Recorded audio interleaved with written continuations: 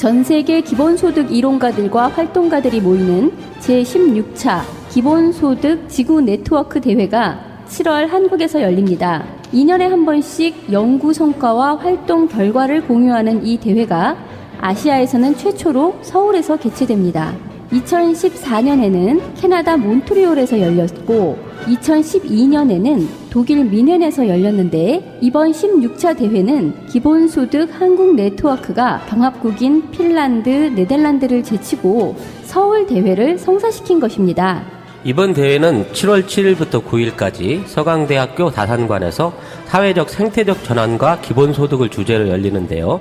내년부터 기본소득 실험이 예정된 핀란드의 얀 오토 안데르손, 기본소득 운동의 핵심 이론가 필립 판 파레이스, 기본소득을 열렬히 지지하는 독일 연방의원 카티아 키핑, 1970년대 캐나다 민컨 실험을 통해 기본소득이 건강에도 좋다는 걸 분석한 에블린 포르제, 나미비아 기본소득 실험을 주도한 제파니아 카미타 나미비아 장관 등 내노라하는 전세계 인사들이 한국에 옵니다. 7월 4일부터 10일까지 콘서트, 영화제, 퍼포먼스 등 2016년 기본소득 주간 행사가 펼쳐지고 7월 7일부터 9일까지 본 행사가 열립니다. 서울에서 열리는 기본소득 지구 네트워크 대회에 참가 신청하세요. bien2016.org.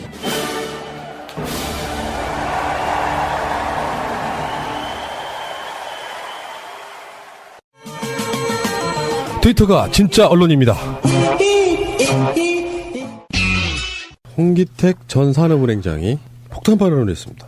지난해 이루어진 대우조선해양에 대한 4조 2천억 원의 유동성 지원과 관련해서 청와대 기획재정부 금융당국이 결정한 행위로 예초부터 시장 원리가 끼어들 여지가 없었으며 산업은행은 들러리 역할만 했다. 그리고 산업은행의 자회사의 CEO, 감사, 사회이사 등에 대한 인사에 관련해서 청와대가 3분의 1, 금융당국이 3분의 1을 자신들 몫으로 가져갔고 산업은행이 자체적으로 행사한 인사권은 3분의 1 정도였다.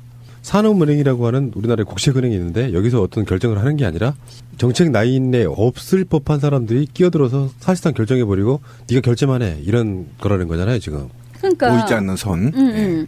청와대, 기획재정부, 금융당국 이 사람네들이 뭉쳐가지고 자기는 그냥 핫바지 내지는 허수아비였고 자기의 결정이나 아니면 시장의 상황을 봐서 어떤 것이 된다 안 된다 이런 것이 전혀 관계없이 그냥 4조 2천억 원 대우 조선에다가 지원해. 그래가지고 자기는 도장만 찍었다는 이야기예요.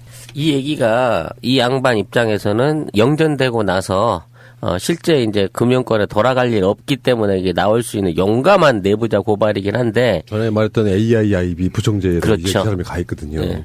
이게 뭐 세계 최대 규모의 투자은행 부총재로 가 있는 입장이라 만일 자기가 거쳐왔던 산업은행 쪽 안에서 뭐 이러이러한 비리가 있었고 뭐가 있었다는 거를 자기 책임으로 돌아오게 되면 자기 자리가 위태로울 수 있잖아. 그러니까 내 잘못이 아니었다. 그 당시에 잘못된 결정은 아예 이건 정부가 잘못 운영해가지고 이렇게 턴 거다라고 일종의 자기 책임을 털기 위한 일종의 내부 고발로 이걸 이해를 해야 돼요. 안 그러면 너무 쉽게 꺼낼 수 없는 상대들을 꺼냈고 또 직접적인 실명을 거론하면서 이자들이 나한테 그런 어떤 부정 청탁 내지는 부정한 처리를 지시했다라고 이름까지 까버렸잖아. 그러니까 이 얘기를 진지게 하고 싶었을 겁니다. 그런 여수야들을 기다렸다는 거죠. 왜 그러냐면 이것은 청문회를 통해서 쉽게 밝힐 수 있는 문제이기 때문입니다. 그러면 이 사람은 적어도 당시의 근거자를 지금도 갖고 있을 겁니다. 네. 그래서 이것이 바로 청문회를 통해서 엄청난 돈이, 천문학적인 돈이 누군가에 의해서 강제로 배분되고, 그리고 그 돈이 대우로 다 갔느냐? 아닙니다. 제가 정치 자금을 흘렀을 그렇죠. 매우 가능성이 높기 때문에 이 문제는 국회에서 정확하게 청문회를 통해서 진실을 밝히고 그 돈에 대한 모두 돈을 다시 산으로 환수하는 것이 맞다고 봅니다. 은행이라고 하는 게 엄밀히 따지면은 대출 좀 해줘 또는 뭐 지원 좀 해줘 그러면 은행이 그 상황 재무 상태 같은 걸 뭔가 이렇게 결정해 주잖아요. 근데 지금 당시에 최경환 부총리, 안종범 청와대 경제수석, 임종용 금융위원장, 진흥섭 금융감독원장 이 사람들이 다 결정해놓고 산업은행장을 부르는 거예요. 이렇게 결정됐으니까 네가 결제 도장만 찍어. 이렇게. 그거예요, 그거. 이게요, 지난 해에 굉장히 히트를 쳤잖아요. 내부자들이라는 영화가 있는데, 거기에 보면 딱 이 얘기가 나와요. 뭐냐면, 은행장이 있고, 그리고 그 대기업이 있어요. 거기 무슨 자동차라고 나와요. 그리고 이제 정치권이 있어요. 그래서 이제 셋이 이렇게 만나는 거죠. 물론 그걸 만나게끔 해주는 브로커 역할을 하는 게 이제 언론인인데 어쨌든 이렇게 부당하게 전혀 감이 안 되는 거인데 그 은행에서 이 대기업으로 대출을 해줘. 대출을 하면서 그중에 일부를 정치 자금 거기 국회의원이자 차기 대선 후보라고 얘기되는 그 사람이 중간에 봐도 그냥 그렇게 해서 그 은행 돈이 네 돈도 내 돈도 아니고 금고처럼 쓰이는 거죠. 그거를 이제 폭로를 뭐 한 해 만에 해가지고 이병헌이 손을 잘리네 어쩌네 이제 그렇게 얘기가 되는 거예요 그게. 결국 여기 부채 비율을 보면 수출입은행이 53%고 산업은행이 22%인데 요게 질이 달라요. 수출입은행의 경우에는 대우조선이 수주한 선박 계약서를 바탕으로 계약금은 보통 2%에서 5% 받으니까 나머지 95%에 대해서 선박을 인도할 때까지 필요한 제조 비용이라는 이름으로 아직 만들지도 않은 선박값, 그러니까 납품도 하기 전에 선박값을 대부분 선결제로 땡겨줘 버리는 거야, 수출입은행은. 근데 나중에 가서 이게 문제가 생기면은 이미 돈은 다 땡겨 썼기 때문에 대우조선 자체는 남는 돈이 없는 돈이지. 근데 이걸 외상으로 갖다 쓰는 돈이라서 펑펑 갖다 조지기가 좋단 말이에요. 근데 산업은행인 경우에는 그런 과정 중에서 운영자금이 딸린다든지 인건비가 밀린다든지 손실을 입는다든지 하는 부분에 대한 빵꾸 나는 돈들을 수시로 국가기관에 의해서 이건 찔러 넣어준 거예요. 그러니까 사실상 정식적인 그 대출 기관으로서 수출입은행이 선결제를 해주는 방식으로 해줬다고 치면 나중에 이 수출입은행은 대우조선이 불안해지거나 어떠한 형태로 돈이 필요할 때마다 정부 오다를 받아가지고 말도 안 되는 계정의 돈들을 그냥 찔러 넣어줄 수밖에 없는 거지. 특별한 목적이나 회계에 대한 어떤 구분 없이 자 정부 차원에서 구조조정기금 지원기금 뭐 이런 방식으로 해갖고 시키는 대로 돈을 찔러줄 수밖에 없었다는 거야.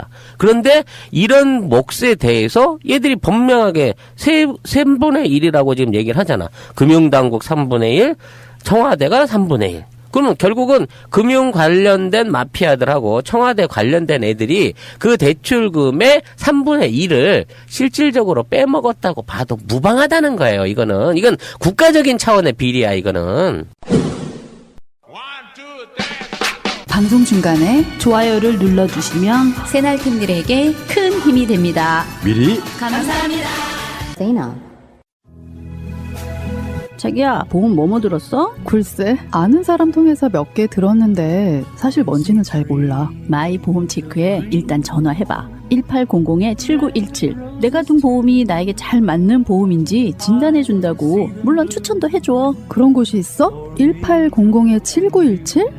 나도 그곳에서 진단받고 나에게 꼭 맞는 보험으로 갈아탔지. 아무 보험이나 대충 가입할 것이 아니라 나에게 맞는 보험, 이게 중요하지. 1800-7917 주소창에 한글로 my보험체크.com을 쳐보세요. 보험은 좋은 것입니다. 필요 없는 보험을 상세한 설계 없이 가입하는 것이 나쁜 것입니다.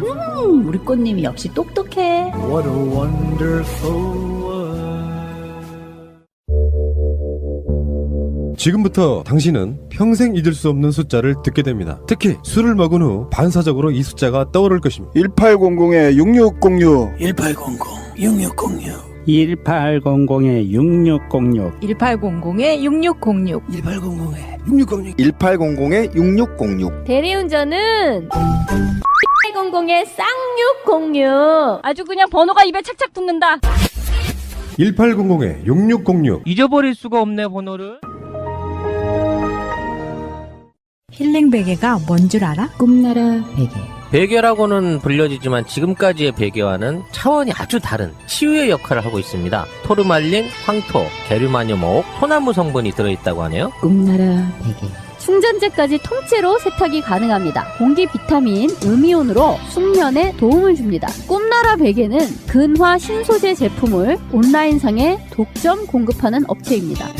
새날 거위의 꿈 힐링 베개 출시 기념 6월 30일까지 할인 혜택을 드립니다. 새날이라고 쓰시면 나노 토르말린 수제 비누를 드립니다. 꿈랜드.com 055-533-9088 쇼앤 침대에서 사용하시면 더욱 맛있게 주무실 수 있습니다. 고민 좀 해봤어? 잠을 잘 자야 큰일을 하지. 그게 쉽지가 않거든요. 청와대 서별관회의라고 하는 건데 그냥 통상적으로 이게 김영삼 정권 때 경제 관련한 책임자들이 모여서 회의 같은 것이 이렇게 관료화되어 있는 뭐 그런 거라고 해요. 근데 공식 협의체가 아니기 때문에 기록이 남아있지도 않고 자기들끼리 모여가지고 사바사바 하는 정도가 돼버렸는데 엄밀히 따지면은 우리나라의 공식 라인도 아닌 거잖아요. 지금 나오는 이야기들은 뭐 박근혜는 말할 것도 없고 최경환, 안종범, 임종용 이런 사람들이 실제로 우리나라 경제가 지금 엄청나게 망가져 있잖아요. 우리가 뭐 조선인의 뭐네 지금 누르고는 있지만 그래서 지금 나왔던 이야기들 중에서도 실제로 법정 관리 들어가 버리면 나라 경제 엉망으로 망가지니까 요거를 어떤 식으로든지 국민의 세금 막 때려갔다가 붓는 그 상태로 계속 유지 왔던 거잖아요. 이 정권 안에서 이게 비리로 터져버리면 청와대와 금융당국에 있는 실제 지금 책임자들과 이걸 빼먹은 놈들이 꼬리가 잡히니까 일단 요걸 최대한 안 터지게 질질 끌고 가려고 의도한 거지. 아니 근데 정말 영화가 실제를 못 따라간다는 게 그 아까 제가 얘기한 내부자들 그 영화에서는요. 재벌한테 3천억 원을 불법 대출하는 거예요. 정치권 로비로 해서 은행이 재벌한테 3천억 원을 불법 대출하고 그중에 300억 원이 불법 대선 자금으로 들어가게 되는 거거든. 근데 이거는 지금 조 단위가 나왔어요. 그러면 이게에서 지금 10%가 정치 자금으로 이 영화에서 4천억이다. 4천억이 들어갔다는 이야기가 되는 거야. 아니 생각을 해보세요. 영화에서 우리가 그건 거의 영화잖아. 이렇게 하는 식으로 이빠이 정말 상상력을 튀겨가지고 얘기를 하는 게 겨우 3천억 수준이었다고. 근데 지금 이거는 4조 2천억 원 규모를 지원을 했는데 그 중에 과연 정치권으로 들어간 돈은 얼마일까요? 이렇게 되는 거 아니야. 근데 이걸로만 생각하면 안 돼요. 이런 수출입은행과 산업은행이 지난 8년 정권 연결돼 있는 쥐닥 정권 연결돼 있는 동안에 수출입은행 같은 50조 원 이상의 부채가 순수한 자본 부채가 늘어나 버렸단 말이에요. 부실 대출이. 그러니까 수출입은행이 50조 원 이상 그리고 산업은행도 그와 비슷한 정도의 돈 이상을 이미 조선업계에 물려갖고 있는 거야. 물론 그건 배를 만들어서 갚으면 그 배값으로 해갖고 퉁쳐질 수 있는 돈이라고 하지만 요즘 경기가 안 좋아서 10대 중에 8대가 납품이 안 된 상태에서 앞바다에 둥둥 떠 있다니까 지금. 근데 결론적으로 이 우리나라의 3대 그 조선소를 포함한 5대 조선소까지 다 포함했을 때 이 조선 업계가 지고 있는 총 부채가 120조 원이라는 거예요.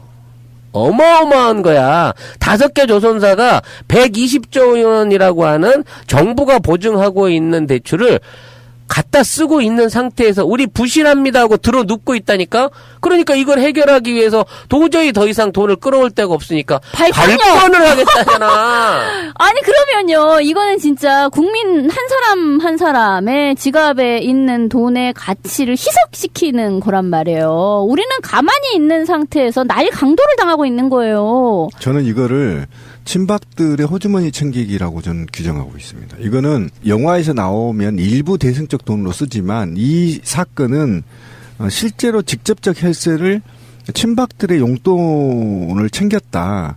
그러니까 이 친박들이 세금을 왕창 뜯어갔다. 세금 처먹는 벌레다. 이런 개 같은 일이 지금 벌어진 건데요. 실제로 이 내막이 지금 많이 밝혀지지 않고 있지만 이거는 검은 돈으로 거의 다 대부분 흘러갔을 그렇죠. 상황이 크고 그다음에 정치권에서도 지금 친박들 용돈 챙겼다고까지 지금 직설적으로 얘기할 정도로 이 상황이 일파만파 커지고 있습니다.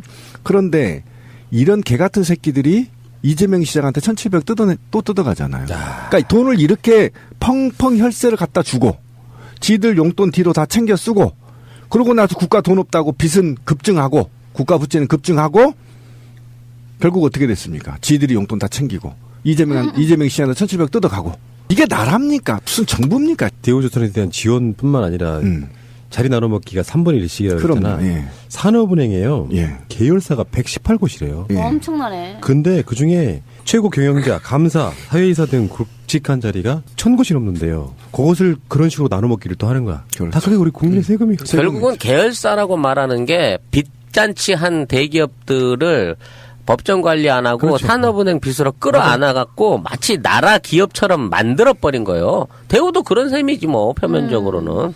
그렇게 해들 쳐 드시고 지금 IMF 같은 게 안 터지게 꾹꾹 눌러놓고는 있고 한국은행이 역대 최저금리 사상 최저. 지난해 6월 달에 1.75%였거든요. 기준금리가. 1.50%에서 지금 0.2포인트 또 내렸어요. 그래서 0.25%로 전격 인하를 해서 국민들만 쥐어 짜고 있는 상태니까 대출을 더 받아라 이거지. 네. 쓸 돈 없으니까. 역대 최저금리입니다, 지금. 0.2, 그러니까 1.25%. 앞으로도 좋아질 전망이 전혀 없습니다. 아니 근데 영화에서는 그 3천억 불법 대출 가지고 유력한 대선 후보자였던 사람이 낙마하게 되는 게 결론이란 말이에요. 그리고 이제 그 과정도 사실 내부자의 고발로 인해 가지고 이제 얘기가 되는 거거든. 근데 지금 이 상황에서는 4조 2천억 원에 대해서 이 사람도 일종의 내부자로서 지금 내부자 고발을 한 거잖아요. 그렇다면 지금 이름까지 정확하게 나왔는데 이 사람들에 대해서 우리는 뭘 어떻게 해야 되는 거야. 영화에서는요, 그 유명한 대사가 나와요. 원래 국민들이라는 거는 개돼지와 같아서 하루 이틀 짖다 보면 끝난다. 그러니까 신경 쓰지 마시라. 이런 얘기가 나오거든.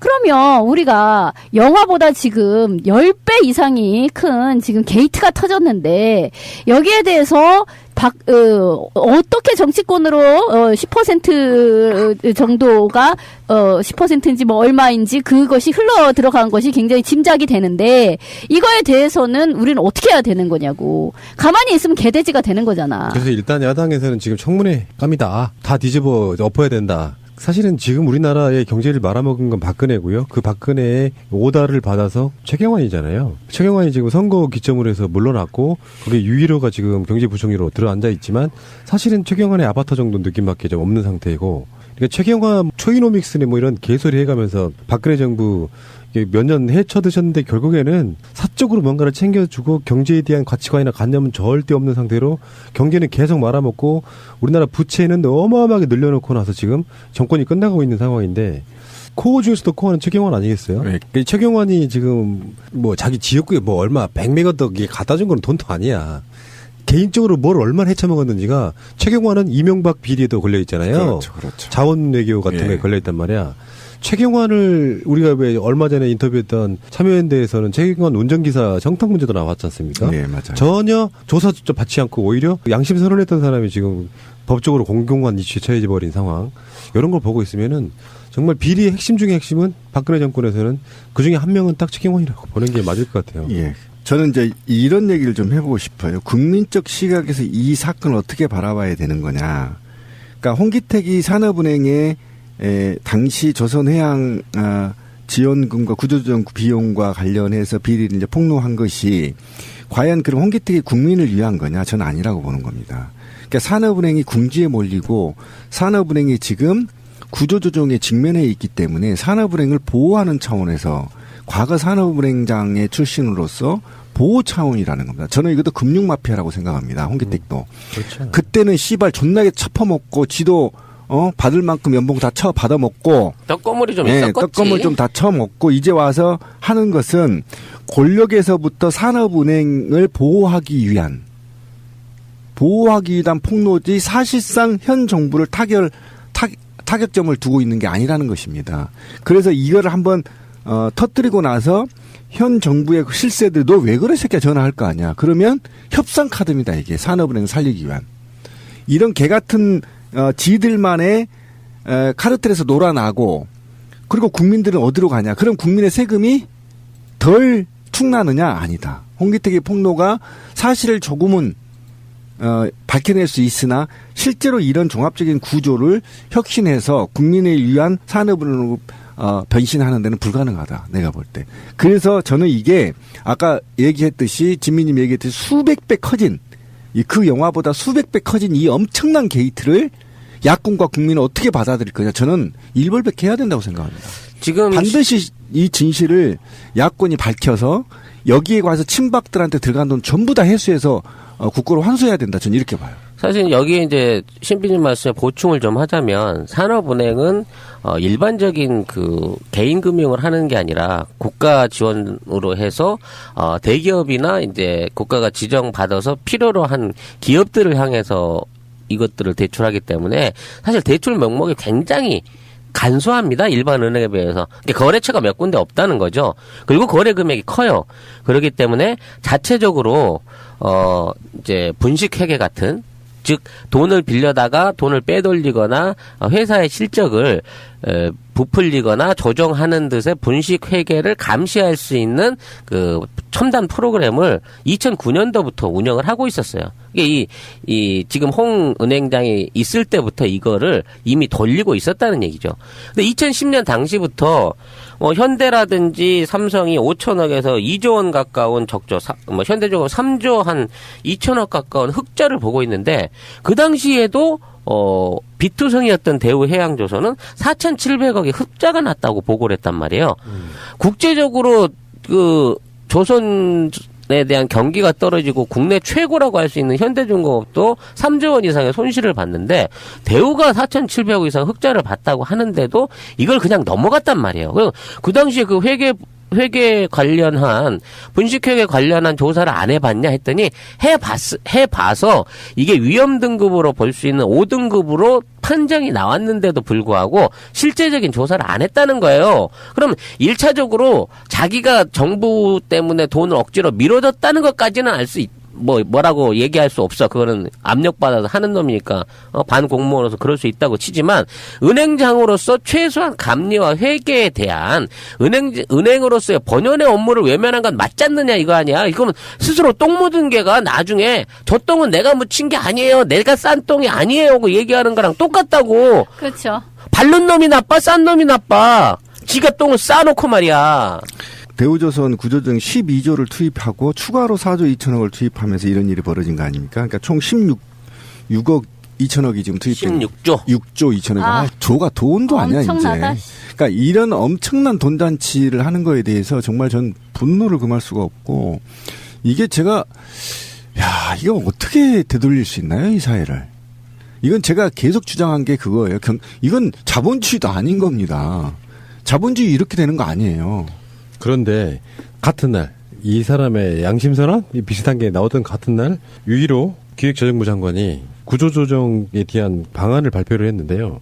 산업은행, 수협은행에서 자본을 확충해가지고 11조 펀드를 조성하겠다 뭐 이런 대책이라면 대책을 내놨는데요. 결국 이야기를 들어보니까 한국은행과 한국자산관리공사가 각각 10조 원, 1조 원씩을 돈을 내어서 조성한다는데 아까 말한 그게 이제 발권이에요.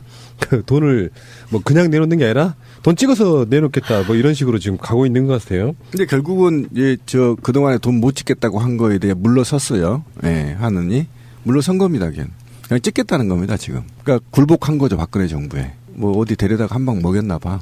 그러니까 이게 지금 아니에요. 계속 버텼어요. 못 찍는다고. 이게 지금 뭐 과거로부터 흘러온 무슨 전통이나 되는 듯이 이야기를 하지만 이런 것을 계속 악화시키고 있는 거네. 우리 사회적인 굉장히 많은 것들이 좀 들어 있잖아요. 근데 우리 국민들한테 한번 물어보고 싶어요. 한은에서 10조를 찍으면 내 돈 가치는 얼마나 하락할까요? 그걸 알아야 됩니다. 재산 가치가 하락하는 겁니다. 그렇죠. 제가 계산해 드릴게요, 그냥.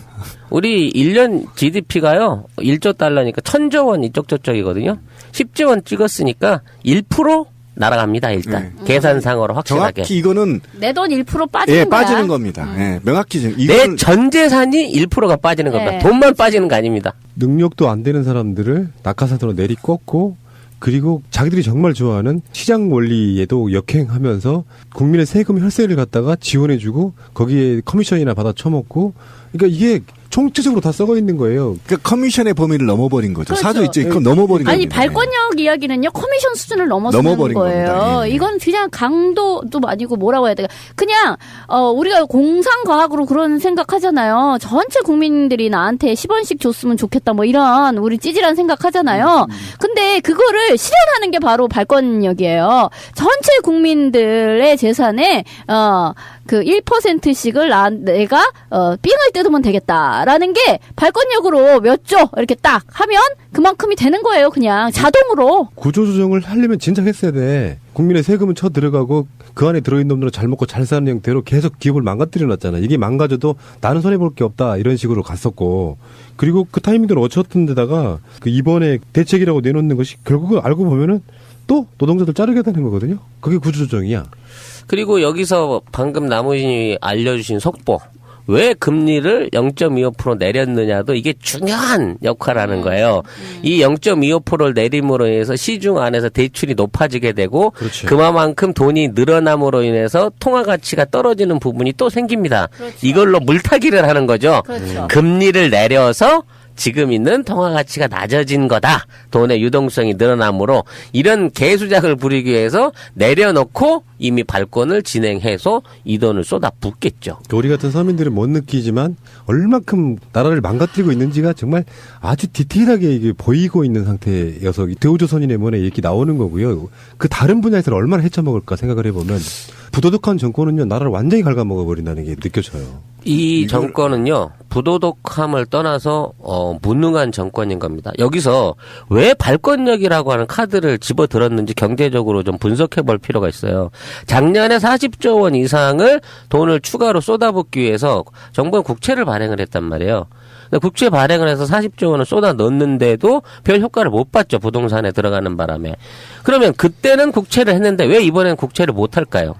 그거는 우리 기업이 아주 심각한 위기에 처해 있기 때문입니다. 이게 무슨 얘기냐면 국가가 채권을 발행하게 되면요, 그 채권은 은행이 사잖아요. 그만큼 기업에서 발행하는 채권을 안 사요. 그러니까 40조 원을 발행하는 바람에 일반적인 대기업이나 중소기업들이 회사채라든지 이런 걸 발행해갖고 수익을 올릴 수 있는 40조 원 이상의 그 시중 자금들 공급이 끊어져 버린 거예요, 기업들한테. 그렇기 때문에 기업들 입장에서는 지금 한 번만 더 여기서 국가가 채권을 발행했다가는 아예 기업들 자체의 이 기업 채권들이 부도날 위기에 처해 있는 거거든. 그러니까 도저히 어디서 더 이상 돈을 찝어낼 데가 없는 거예요. 짜낼 데가 없는 거예요. 그러다 보니까 전 국민한테 모두에게 고통을 분담시킬 수 있는 가장 민주적인, 이걸 민주적이라고 해야 되나? 가장 민주적이고 공평한 방법인 발권력을 통해서 돈을 풀어버리려고 하고 있는 겁니다. 근데 이거요, 10조 원에서 끝날 거라고 그렇지. 생각할 수가 없습니다. 그게 문제지. 10조 원이라고 얘기를 해놓고 100조 원을 찍어서 돌려도요, 사람들은 발표를 안 하면 체감하지를 못해요. 그러면서 어느 순간에 물가가 막 오르는 듯한 느낌이 드는 거야. 옛날에는 100원 주고 사던 걸 110원, 120원을 줘도 가격이 왜 이렇게 올랐지? 이렇게 경기도 부진하고 소비가 부진한데? 라고 말할 때 그 원인이 발권력 때문이라는 게 나온다는 말입니다. 그러면 시중에 물가가 오르기 시작한 그 증세가 나타나면 이게 정부가 대우 살리겠다고 발권한 영향력이 벌써부터 오는구나 라고 갈 수밖에 없어요. 왜? 그 원자재를 수입해서 모든 물건을 만드는 우리나라 통상적인 상품은 화폐 가치가 떨어지면 그만치 외국에 돈을 더 지불해야 되고 그 비용만치 가격이 오를 수밖에 없거든요. 그러니까 경기는 나쁘고 이상한 방식으로 물가는 오르는 스태그플레이션이 일어나겠네요. 정말 깝깝하고 한심하기가 이를 데가 없습니다. 정말 설명을 하다 보니까. 어차피 저는 한국 사회 붕괴됐으면 좋겠어요. 붕괴돼서 봉기가 일어나서 이들을 강화문에 달아놓고 달아야 된다고 봅니다. 저는 그게 마음은 편하지만 아니 그래서 다시 나라를 새로 만들어야 된다고 생각해요. 제2의 건국을 하지 않으면 이런 악습들을 바꿀 수가 없어요. 제가 아까 얘기했지만 홍기택이가 국민을 위해서 양심선언한 거 아닙니다. 만약에 국민을 위해서 양심선언을 했더라면 구체적인 사항들을 까발리는 게 맞거든요. 근데 산업은행이 잘못 없다. 우리 임직원들 잘못 없어. 지금 현 정권이 달라고 한 대로 했어. 우리 잘못 없어. 이거 항변하는 겁니다. 이래가지고 세상이 바뀔 것 같아요? 안 바뀝니다. 이재명 시장의 복지 관련한 돈 뺏어가는 거. 주접한 새끼들이죠. 그거 보고 있다가 요거 보고 있으니까. 돈도 아니잖아요. 이게 인면수심이라는 게 이런 거잖아요. 정말 자기네 당 출신 지자체장이 빚더미로 만들어 놓은 것을 열심히 뭔가 아끼고 쫄라가지고 뭔가 만들어서 복지 조금 해보겠다니까 그 돈 뺏어가는 놈들이. 이런 짓거리는 국민의 세금 눈먼 짓거리 엄청 해대고 있잖아요. 자격도 없어요. 얘들은 지금 이것은 예를 들면 만약에 내가 신이고 어떤 권력을 주는 당사자라면 바로 회수를 해야 되는 상황이에요. 난 이 최경환이 이 아이를 잡아다 강화문에서 돈으로 뺨을 한 대 때려버리고 싶어요. 진짜. 돈으로요? 네, 돈으로 때려서 죽여버리는 거야. 아, 쓰레기 같은 새끼들. 근데요, 왜, 최근에 이제 이런 내부 고발에 대한 영화들이 꽤 많이 나와요. 그렇죠. 내부자들도 그렇고, 성남 변호사도 그렇고. 근데 그게요, 신비님 얘기하는 것처럼 정말 정의로운 사람이어가지고, 그 안에서 내부 고발을 하는 식의 이야기가 아니에요. 그렇죠. 자기도 그 안에 이렇게 한 일원으로서 단물 빨 거 빨고, 뭐 이런 식으로 살아왔지만, 그 어떤 미묘한 빡침에 의해 가지고, 이거를 내가 정말 확 고발을 해버리고야 말겠다. 내가 더 망하더라도 이런 식의 꽤 나오는 거예요. 그러니까 무슨 정의로운 사람이 있어가지고 그 안에서 뭘 참을 수가 없어서 국민을 위해 어떻게 한다. 이거는요 굉장히 좀 뭐랄까 고전적인 서사이고요. 그러니까 다 비슷비슷한 인간들과 비슷비슷한 욕망을 가진 사람들이 거기 모여 있지만 그 와중에도 어떤 빡침은 일어난다는 거야. 그래서 그 균열 속에서만 이런 진실이 하나씩 밝혀진다는 거죠. 그렇죠. AIIB 부총재는 우리나라에서 컨트롤 못 하나 보죠? 못하죠. 이미 유엔 사무총장과 비슷한 반열에 간 거죠, 뭐. 중국의 영향력이 크겠죠. 그래서 정권이 바뀔 거라고 생각도 했던 측면이 있을 것 같습니다. 이제 산업은행이 이제 권력으로부터 살아남기 위한 자구책인 거죠. 체감데이? 뭘 체감한다는 뜻인가? 이것은 체중 감량의 준말이지. 다이어트에 좋은 식품이라 이거지? 이왕이면 건강하고 멋지게 살지 말입니다. 그럼 쾌청데이는 날씨가 쾌청하다는 뜻인가? 아, 그것은 집을 나올 때 몸이 가벼워져 불면 이것이 쾌청하지 않겠어? 아, 그러니까 그게 잘 나온다는 뜻이라 이거지? 아나콘다. 그지? 그냥 푹 튀어나오는 것이지.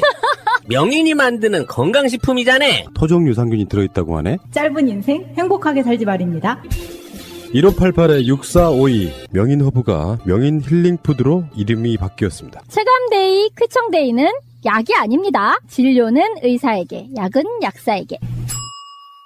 명인 힐링푸드에서 6월 7월 여름 다이어트 이벤트를 실시합니다. 체감 다이어트 쾌청데이 60호 한 박스 구매 시 30호를 추가 증정합니다. 인터넷 쇼핑몰을 하고 싶으세요? 회사 홈페이지를 만들고 싶으세요? 새날과 연대하는 한국 도메인 지원센터에 연락해보세요. 새가 날아든다를 듣고 연락했다 하시고 상담을 한번 받아보세요. 친절하게 응대를 해주실 겁니다. 아주 저렴한 가격으로 홈페이지를 만드는 방법, 한국 도메인 지원센터입니다. 02-6049-2616 한글로 한국도메인센터.kr 홈페이지 잘 만드는 회사가 한국 도메인 지원센터라는 것을 전 세계가 알아버렸습니다. 여보, 우리도 차 한 대 사자. 휴가철에 놀러 한번 제대로 못 갔어. 우리가 돈이 어딨냐? 그리고 딜러들 믿기도 힘들고 말이야. 이번에 새날에서 광고하는 중고차 이야기 한번 가보자. 중고차 이야기? 허위 매물 없는 200% 품질 보증제를 실시하는 곳이래요. 중고차 이야기를 검색하세요. 1666-8546 나는 중고차 이야기에 차 팔러 가야지. 중고차 이야기 홈페이지가 개설됐습니다. 한글로 중고차이야기.com. 자, 뇌순녀 박근혜님 메일. 안녕하세요. 뇌순녀 박근혜입니다. 얼마 전 서울대 박상인 교수가 저자인 삼성전자 파산에도 한국이 사는 길이란 책을 읽었습니다. 읽기 좋은 책이더군요. 두껍지도 않고 서술도 참 쉽더군요. 고수는 쉽게 쓴다더니 맞는 말 같아요. 저자인 박상인 교수는 노키아 몰락과 삼성전자 몰락을 비교해서 시나리오를 풀어나갔습니다. 일단 노키아 얘기를 간단히 하면 노키아는 80년대 말 부동산 거품 붕괴와 소련 붕괴로 이미 부도 위기로 몰렸습니다. 당시 대표가 자살하는 비극도 겪었더군요. 고인의 명복을 빕니다. 그러나 유럽 통합이 이루어지며 GSM이 유럽 표준이 되어 재기의 발판을 맞이합니다. 인구 500만의 핀란드 기업이 전 유럽을 상대로 장사할 수 있는 기회를 유럽 통합이 제공해주며 사라진 러시아 시장을 대체해 주었습니다. 세계화도 큰 도움을 주었군요. 그래서 핀란드는 1994년부터 외부에서 단일 기업 경제로 불렸더라고요. 노키아의 위치가 이미 90년대 중반부터 건드리기 힘들 정도였다고 합니다. 이런 노키아는 90년대 말 에릭슨을 제치고 세계 1위의 휴대폰 회사가 되었습니다. 그러나 이런 세계 최강 기업도 애플이 아이폰을 발표한 2007년부터 아문이 드리우죠. 결국은 2013년 휴대폰 부문을 매각하고 맙니다. 몰락하고 만 겁니다. 이 노키아가 삼성전자와 매우 비슷하다고 합니다. 국내 총생산 대비 부가가치 비중도 둘이 비슷하고 조세 납부 비중도 비슷하고 국내 수출 비중도 비슷하고 그래서 노키아 몰락 당시를 기준으로 시뮬레이션을 돌려보았습니다. 노키아는 휴대폰 부문 매각 당시 주가가 고점 당시 90% 하락했습니다. 이걸 기준으로 삼성전자의 주가 90% 하락으로 돌려보니 삼성전자의 주식을 들고 있는 국민연금도 치명타를 입고 삼성생명과 삼성화재가 파산하고 삼성전기, 삼성 SDI가 치명타를 입더군요. 그리고 70% 하락으로 돌려보았더니 그래도 삼성그룹 전체가 파산하는 걸로 나오더군요. 혹자는 삼성은 노키아와 달리 한쪽으로 몰빵한 기업이 아니라고 반문할지 모릅니다. 예전에는 그랬습니다. 10년 전 삼성전자는 확실히 황금 분할 기업이었습니다. 하지만 지금은 휴대전화 부문이 바로 삼성전자입니다. 2013년 당시 영업이익의 70%가 여기서 나왔습니다. 매출도 나머지 사업부를 다 합친 것보다 스마트폰 사업 부분이 더 큽니다. 문제는 다른 사업부와 다른 계열사도 삼성전자의 성장과 함께 연명해왔다는 겁니다. 삼성 디스플레이의 액정 표시 장치가 만약 갤럭시가 완전 몰락하고도 살아남을까요? 삼성 디스플레이 매출의 50% 이상이 삼성전자와의 내부 거래입니다. 삼성전기나 삼성 SDI도 갤럭시에 들어가는 배터리나 나머지 부품을 공급하며 상당한 내부 거래로 살아가는 회사입니다. 갤럭시가 무너지면 이 두 계열사도 파산 시나리오에 들어가 있습니다. 더군다나 삼성전자의 사업부 중 그나마 잘 나가는 반도체는 사이클이 확실한 사업입니다. 잘 되면 엄청난 수익을 거두지만 비수기에는 막대한 손실을 내는 분야입니다. 여기는 머니게임 분야입니다. 평상시에 현금을 두둑히 비축하고 있다가 메모리 반도체 가격이 제조 원가로 내려가는 상황에서도 물량 공세로 버텨내야 하는 업종으로 현금 비축이 필수입니다.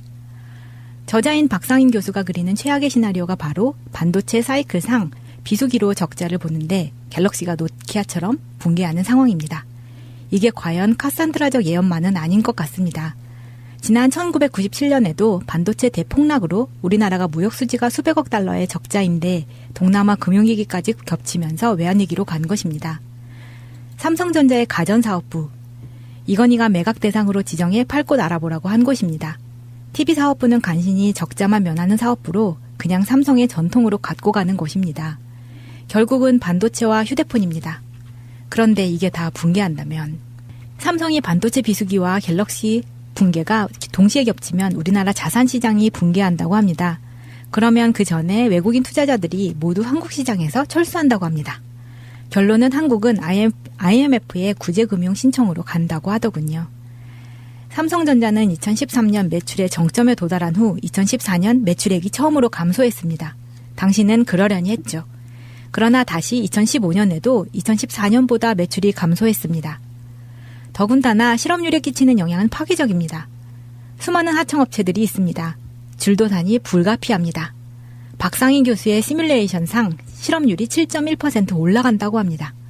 파멸적 결론이더군요. 으스스해요. 삼성그룹은 모든 계열사가 상호 출자로 연결되는 기업입니다. 삼성전자 주가 대폭락은 삼성그룹 전 계열사가 엄청난 소실을 입는다는 겁니다. 노키아는 지배구조가 이렇지 않아 무너져도 핀란드가 외환위기로 가지는 않았습니다. 저를 비관론자로 비난하셔도 좋습니다. 받아들이겠습니다. 하지만 삼성전자의 갤럭시 붕괴 이후 외환위기를 저는 믿습니다. 삼성전자 붕괴 가능성을 보는 팁을 하나 알려드리죠. 노키아가 무너지기 전 이상한 징후가 발견되었다고 합니다. 노키아는 중저가 폰의 강점을 갖고 전 세계에 같은 플랫폼으로 휴대폰을 생산해 생산 단가가 세계에서 가장 낮았습니다. 생산성도 대단히 높았죠. 그런데 노키아가 갖고 있는 중저가 폰 분야에 중국과 인도의 로컬 업체가 도전해 그 시장을 뺏어와 노키아의 수익성이 아이폰 등장 전부터 이상 징후를 보여 노키아 경영진이 긴장하고 있었다고 합니다. 오히려 당시 휴대폰 분야의 최고 비싼 가격을 자랑하던 삼성전자는 이런 위기를 피할 수가 있었죠. 아이러니입니다. 지금의 삼성전자도 고가폰은 아이폰에게 완패하고 중고가 폰을 점유하고 있습니다. 스마트폰 수익의 92%를 애플이 독식하고 있습니다. 그런데 중국의 로컬 업체들이 삼성전자를 작년에 중국 시장에서 시장 점유율 5위로 밀어냈습니다. 과연 삼성이 2014년 당시 시장 점유율 1위의 위상을 중국에서 찾아올까요? 저는 아니라고 봅니다.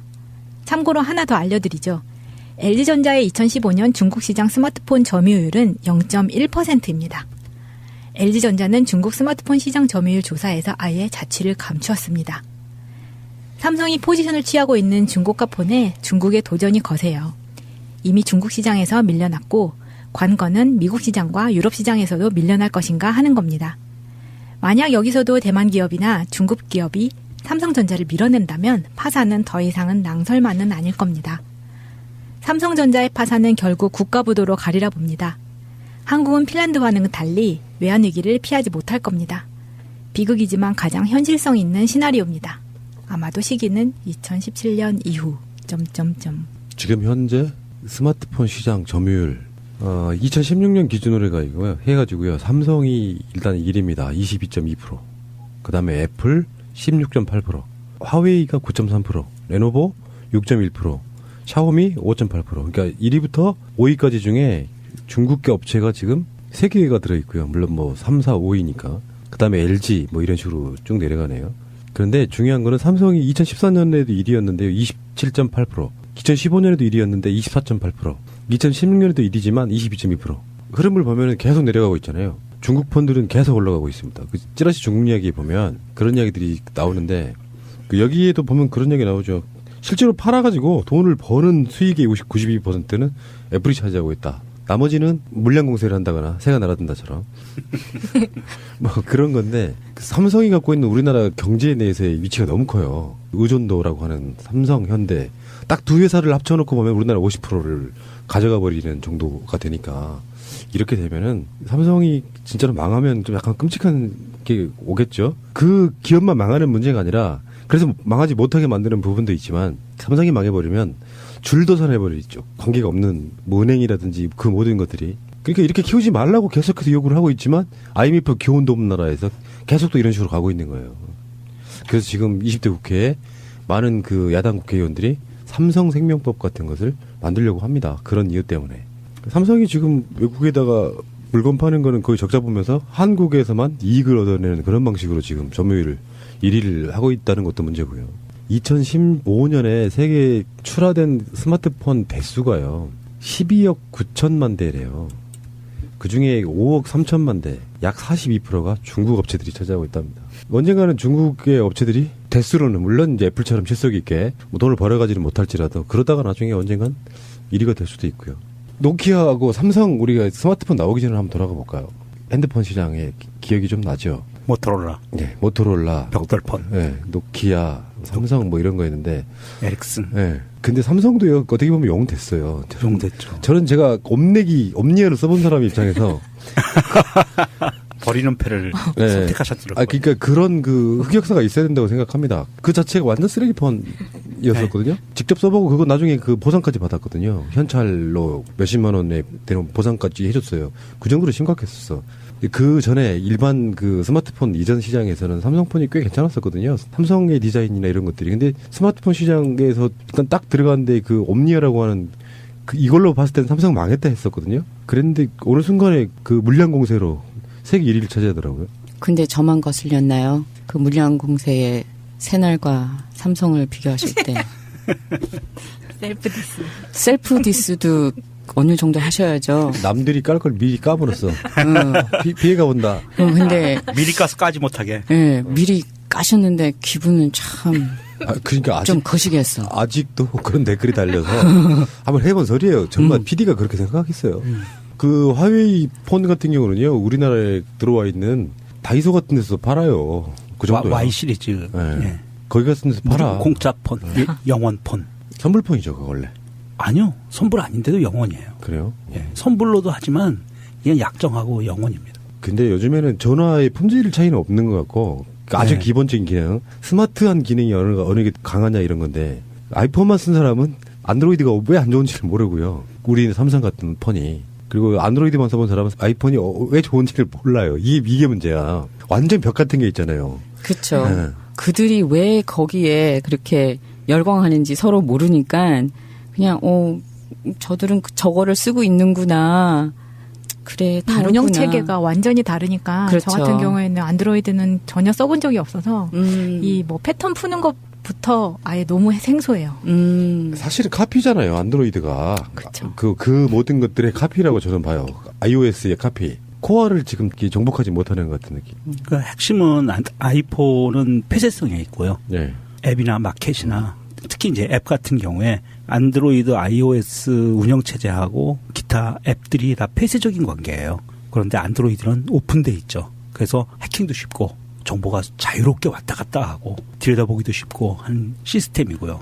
근데 그거는 그 사용자 입장에서는 그닥 보이지는 않잖아요. 보이지는 않죠. 예, 네. 보이진 않는데 그러니까는 그 사용자 입장에서는 저는 안티 애플이었어요. 지금도 어느 정도. 그래서 그 애플이라든지 뭐 시리즈를 그냥 그 테스팅 차원에서 early adapter이니까는 그냥 구매해서 보고 던지는 수준이었었어요. 아직도 그러고. 그래서 딱 봐가지고 얘가 이런 기능이 있구나라고 정도만 보지 아직도 애플하고는 맥이든 뭐든 그닥 가고 싶은 생각은 없는데 이 전화하고 보안 이슈 때문에 자꾸 이렇게 손이 가긴 하는데 PC 쪽하고 이쪽에 너무 익숙하다 보니까는 안 가게 되더라고요, 쉽게. 또 우리나라 전산 상황이 iOS가 들어갈 수 있는 길이 한정돼 있죠. 그러니까요. 네. 그러니까는 뭐 이렇게 인증을 한다든지 뭐 그럴 할 때 안 그래도 더러운 성질이 이게 한계를 넘고 그러니까는 몇 단계 가기도 전에 이게 그냥 던지고 싶은 그 욕구가 너무 강해져요. 삼성전자가 사실은 이제 옴니아폰 이후에 무너지지 않고 커갈 수 있었던 것은 여기 그 메일에서도 나오지만 부품 수직 계열화예요. 핵심 부품들을 다 삼성그룹 안에서 해결을 했어요. 그러다 보니까 고품질 스펙 경쟁을 시작을 하게 되고 그러면서 가장 가격대가 높은 스마트폰들을 만들어서 판매를 해서 먹혔어요. 초기에. 그런데 그게 불과 작년 정도부터는 이미 전 세계 스마트폰 시장 제조업체들이 상향 평준화가 돼버렸어요. 그러니까 아이폰도 삼성도 LG도 화웨이도 기타 등등 모든 나라들이 스마트폰을 만드는 게 뭐 가격대만 판매 가격만 받쳐주면 얼마든지 고품질 그 스펙의 스마트폰을 만들어 팔 수 있거든요. 그거는 뭐 인도가 되든 아프리카가 되든 상황이 되면 얼마든지 가능한 상황이 됐어요.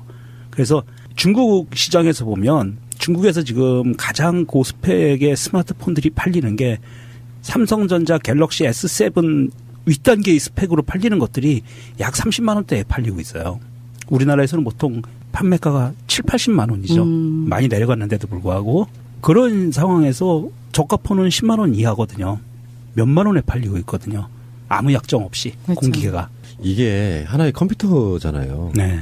진짜 나중에 미래 폰 중에는 여기는 별 기능 없이 네트워크 접속해서 뭔가 기능을 다 해결하는 네트워크 폰. 또 요즘에 노키아가 활력을 찾으려고 한다는 윈도우 폰. 하다못해 페이스북 폰 뭐 이런 것도 있다며. 그렇죠. 네. 그러니까 그런 식으로 발전하겠죠. 하겠는데 한 번 익숙해지면요. 거기를 벗어나질 못하는 게 보통 사람들의 특성 중에 하나예요. 그러니까 굉장한 아이템이나 아이디어라고 뭔가 이렇게 끄집어 가져왔지만 나중에 깜짝 이벤트로 끝나는 경우가 워낙 많아서 역사를 확 지나고 나면 그 시대에 뭔가가 결국은 이겼는지에 대한 의견이 분명할 수밖에 없지. 문제는 삼성은요, 외국에 나가서 돈을 벌고 한국에서 온갖 특혜를 받고 그러면서 이게 한국의 삼성 의존도를 많이 만들어 놓은 상태에서 상징적인 것. 그러니까 실제로 삼성이 망해서 어떤 직접적인 타격을 받느냐가 아니라 심정적인 요소들 때문에 한국 경제에 심각한 영향을 끼칠 거라는 거잖아요, 지금. 지금 뇌순녀 박근혜 님이 이게 박근혜 씨가 이렇게 똑똑했으면 얼마나 좋았을까요?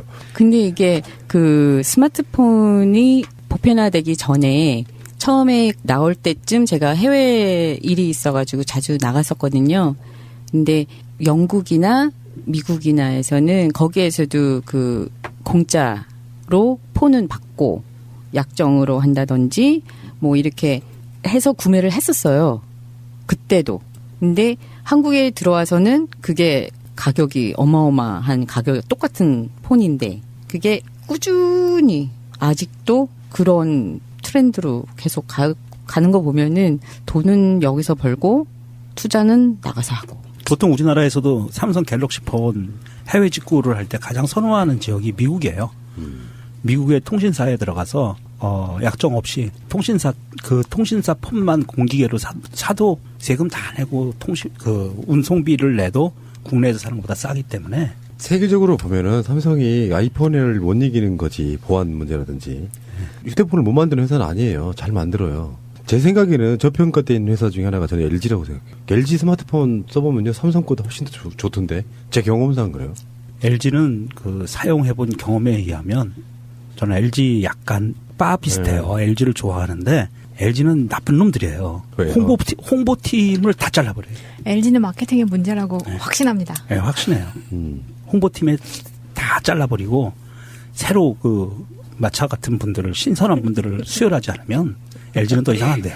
LG가 마케팅을 잘해야 됐는데 언제부터 그걸 못 하더라고요. 예, 아예 안 해요. 안 하더라고요. 예. 거기야말로 감성을 간질간질 해주고 거기를 잘 이끌어주면서 그걸로 막 이렇게 사람들을 혹하게 하는 거에 엄청나게 많이 투자를 했었는데 어느 때부터는 그냥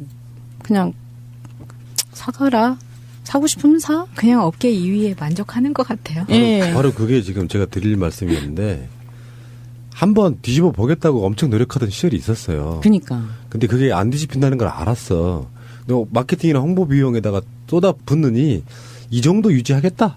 세계 10위권 안에 들어있겠다. 이런 정도 전략인 것 같은데 핸드폰은 나름대로 나쁘지 않습니다. 삼성과 LG를 비교해서 LG가 삼성보다 나쁘네 이런 느낌은 없어요. 오히려 더 좋은 느낌들이 갖고 있는 성능이나 기능도 저는 되게 많다. 저는 그렇게 생각하고요. 자, 넘어갑시다. 이 좋은 메일 내용을 우리가 지금 덧붙이는 코멘트가 망가뜨리고 있는 게 아닌가 이런 생각 좀 해보고요. 자, 다음 메일로 갈게요. 진실은 오직 하나님 메일. 오랜만이죠. 작년 7월에 마지막으로 메일을 보냈으니 거의 1년 만이군요. 우선 급한 것부터 해결하려고 급하게 보냅니다. 예, 이분 메일에서 강남역과 파리에서 어떤 사건이나 테러가 일어났다는 가정하에 서로 비교를 해놓은 일단 문장을 한번 이렇게 한번 읽어볼게요. 마차님이 한국어를 읽고 명종님이 파리를 한번 읽어보세요. 그러면 극명한 비교가 될 것 같아요.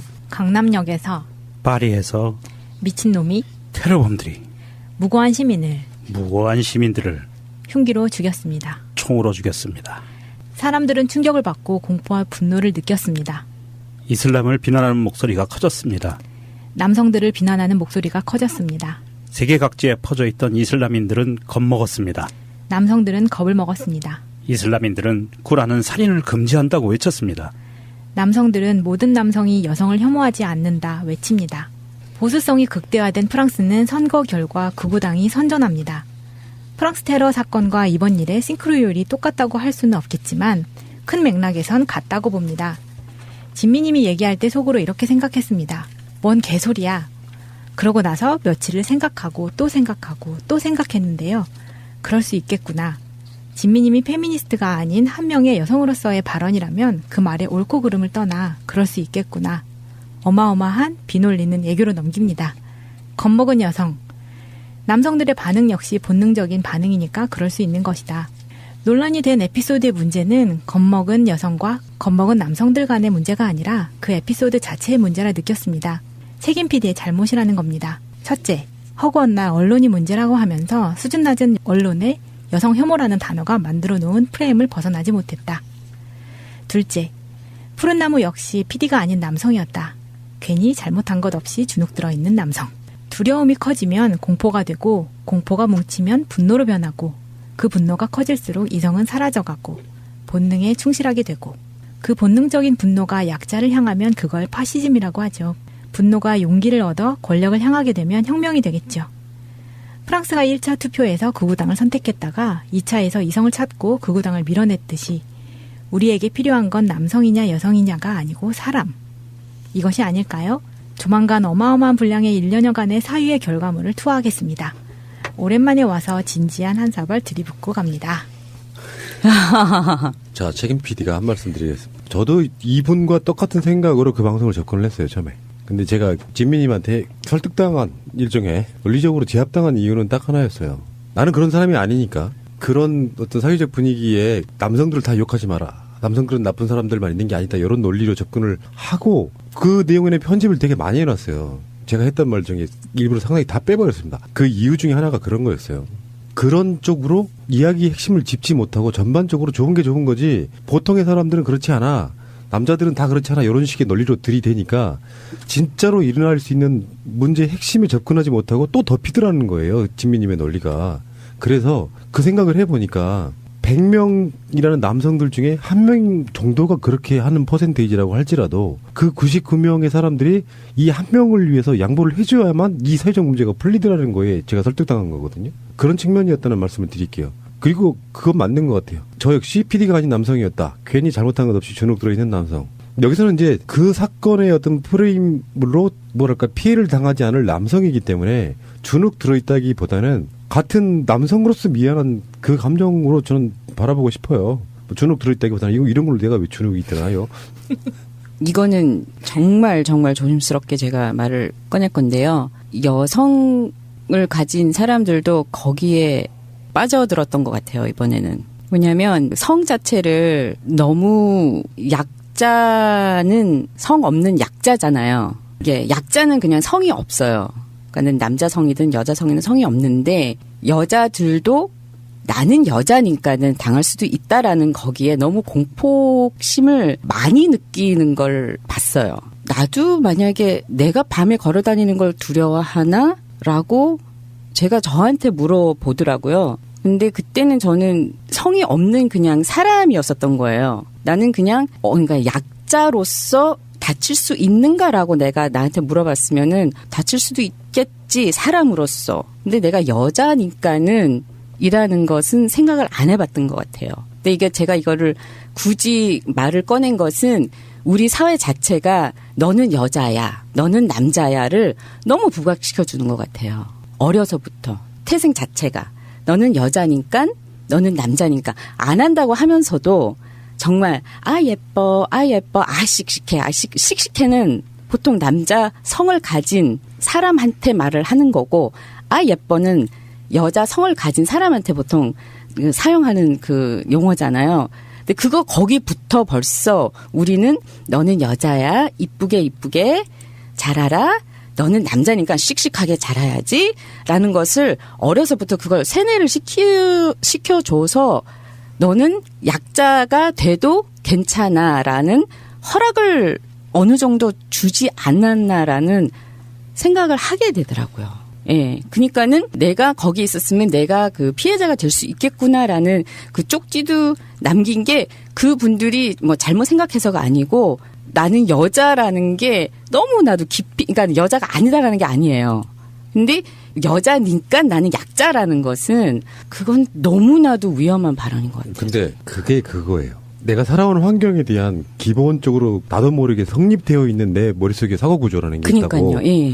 그러니까 한국 사회와 미국 사회는 다르기 때문에 그런 것도 있어요. 그러니까 일반적으로 사실상 내가 어떤 가정에 가면은 여성이 완벽하게 우월한 집안도 있어. 그렇죠. 돈도 잘 벌고. 그렇죠. 근데 그런 경우는 특수한 경우고 일반적인 사회의 모습은 아직도 여성 차별이 좀 심하다고 하는 사회에 살고 있다 보니까 늘 상대적으로 내가 사회적으로 잘 나가는 황진미 같은 직업 의사에다가 막 사회적으로 조명한 사람도 항상 자기 스스로가 약자고 조금만 잘 나간다고 하면 조금 못 나가는 사람들이랑 공격도 받고 하다 보는 그게 몸에 남아있기 때문에 심리적 약자라는 말이 저는 맞을 것 같거든요. 맞아요. 그러니까 심지어 여자 성을 가진 한국 분들을 만나보면은 몸에 사과를 하는 걸 배워 있어요. 나는 너보다 잘나서 미안해. 본인은 굉장히 강하다고 제스처를 하지만은 내가 너보다 잘나서 미안해가 몸에 배어 있는 것 같아요. 그리고 나는 좀 약하게 보여야 돼라는 게 좀 어느 정도 있는 것 같아요. 왜냐하면 내가 너보다 잘났어. 그런데 그거를 내가 잘난 것을 잘난 척이 아니죠. 잘난 사람이 잘난 행동을 하는 건 잘난 척이 아니잖아요. 그런데 내가 있는 그대로를 보여주면은 잘난 척을 하는가라는 눈치를 보고 있더라고요. 여자 성을 가진 사람들이. 그래서 이게 생각하는 구조가 조금 다른 것 같아요. 그래서 그게 너무나도 아쉽고 안타까운 게 이번에는 너무나도 부각돼 보여가지고 슬프다. 내 동지들이 울고 있는 거 보고 저들이 사람으로서 얼마나 강한 존재라는 것 자체를 모르고 있다고 있는 것 자체가 너무나도 슬프고 안타까웠어요. 제도권 교육에서 그러한 교육을 한 번도 받고 자라지 않기 때문에. 그니까요. 어쨌건 진실은 오직 하나님이 지금 보내주신 메일은 별로 이렇게 겁이 안 나요. 저를 아무리 언급하셔도. 근데 여기에 지금 1년간의 사유의 결과물을 투하하겠습니다. 어마어마한 분량에. 기대하고 있겠습니다. 한꺼번에 많이 보내시면 잘 못 읽어드립니다. 매주 보내주세요. 매주. A4 용지 반쯤이면 좋습니다. 감사합니다. 새가 날아든다의 홈페이지는 www.birdfly.co.kr birdfly.co.kr 많은 분들의 가입과 참여를 바랍니다. 아주 다른 치유의 역할을 하고 있습니다. 토르말린, 황토, 게르마늄5옥, 소나무 성분이 들어있다고 하네요. 꿈나라 베개. 충전재까지 통째로 세탁이 가능합니다. 공기 비타민, 음이온으로 숙면에 도움을 줍니다. 꿈나라 베개는 근화 신소재 제품을 온라인상에 독점 공급하는 업체입니다.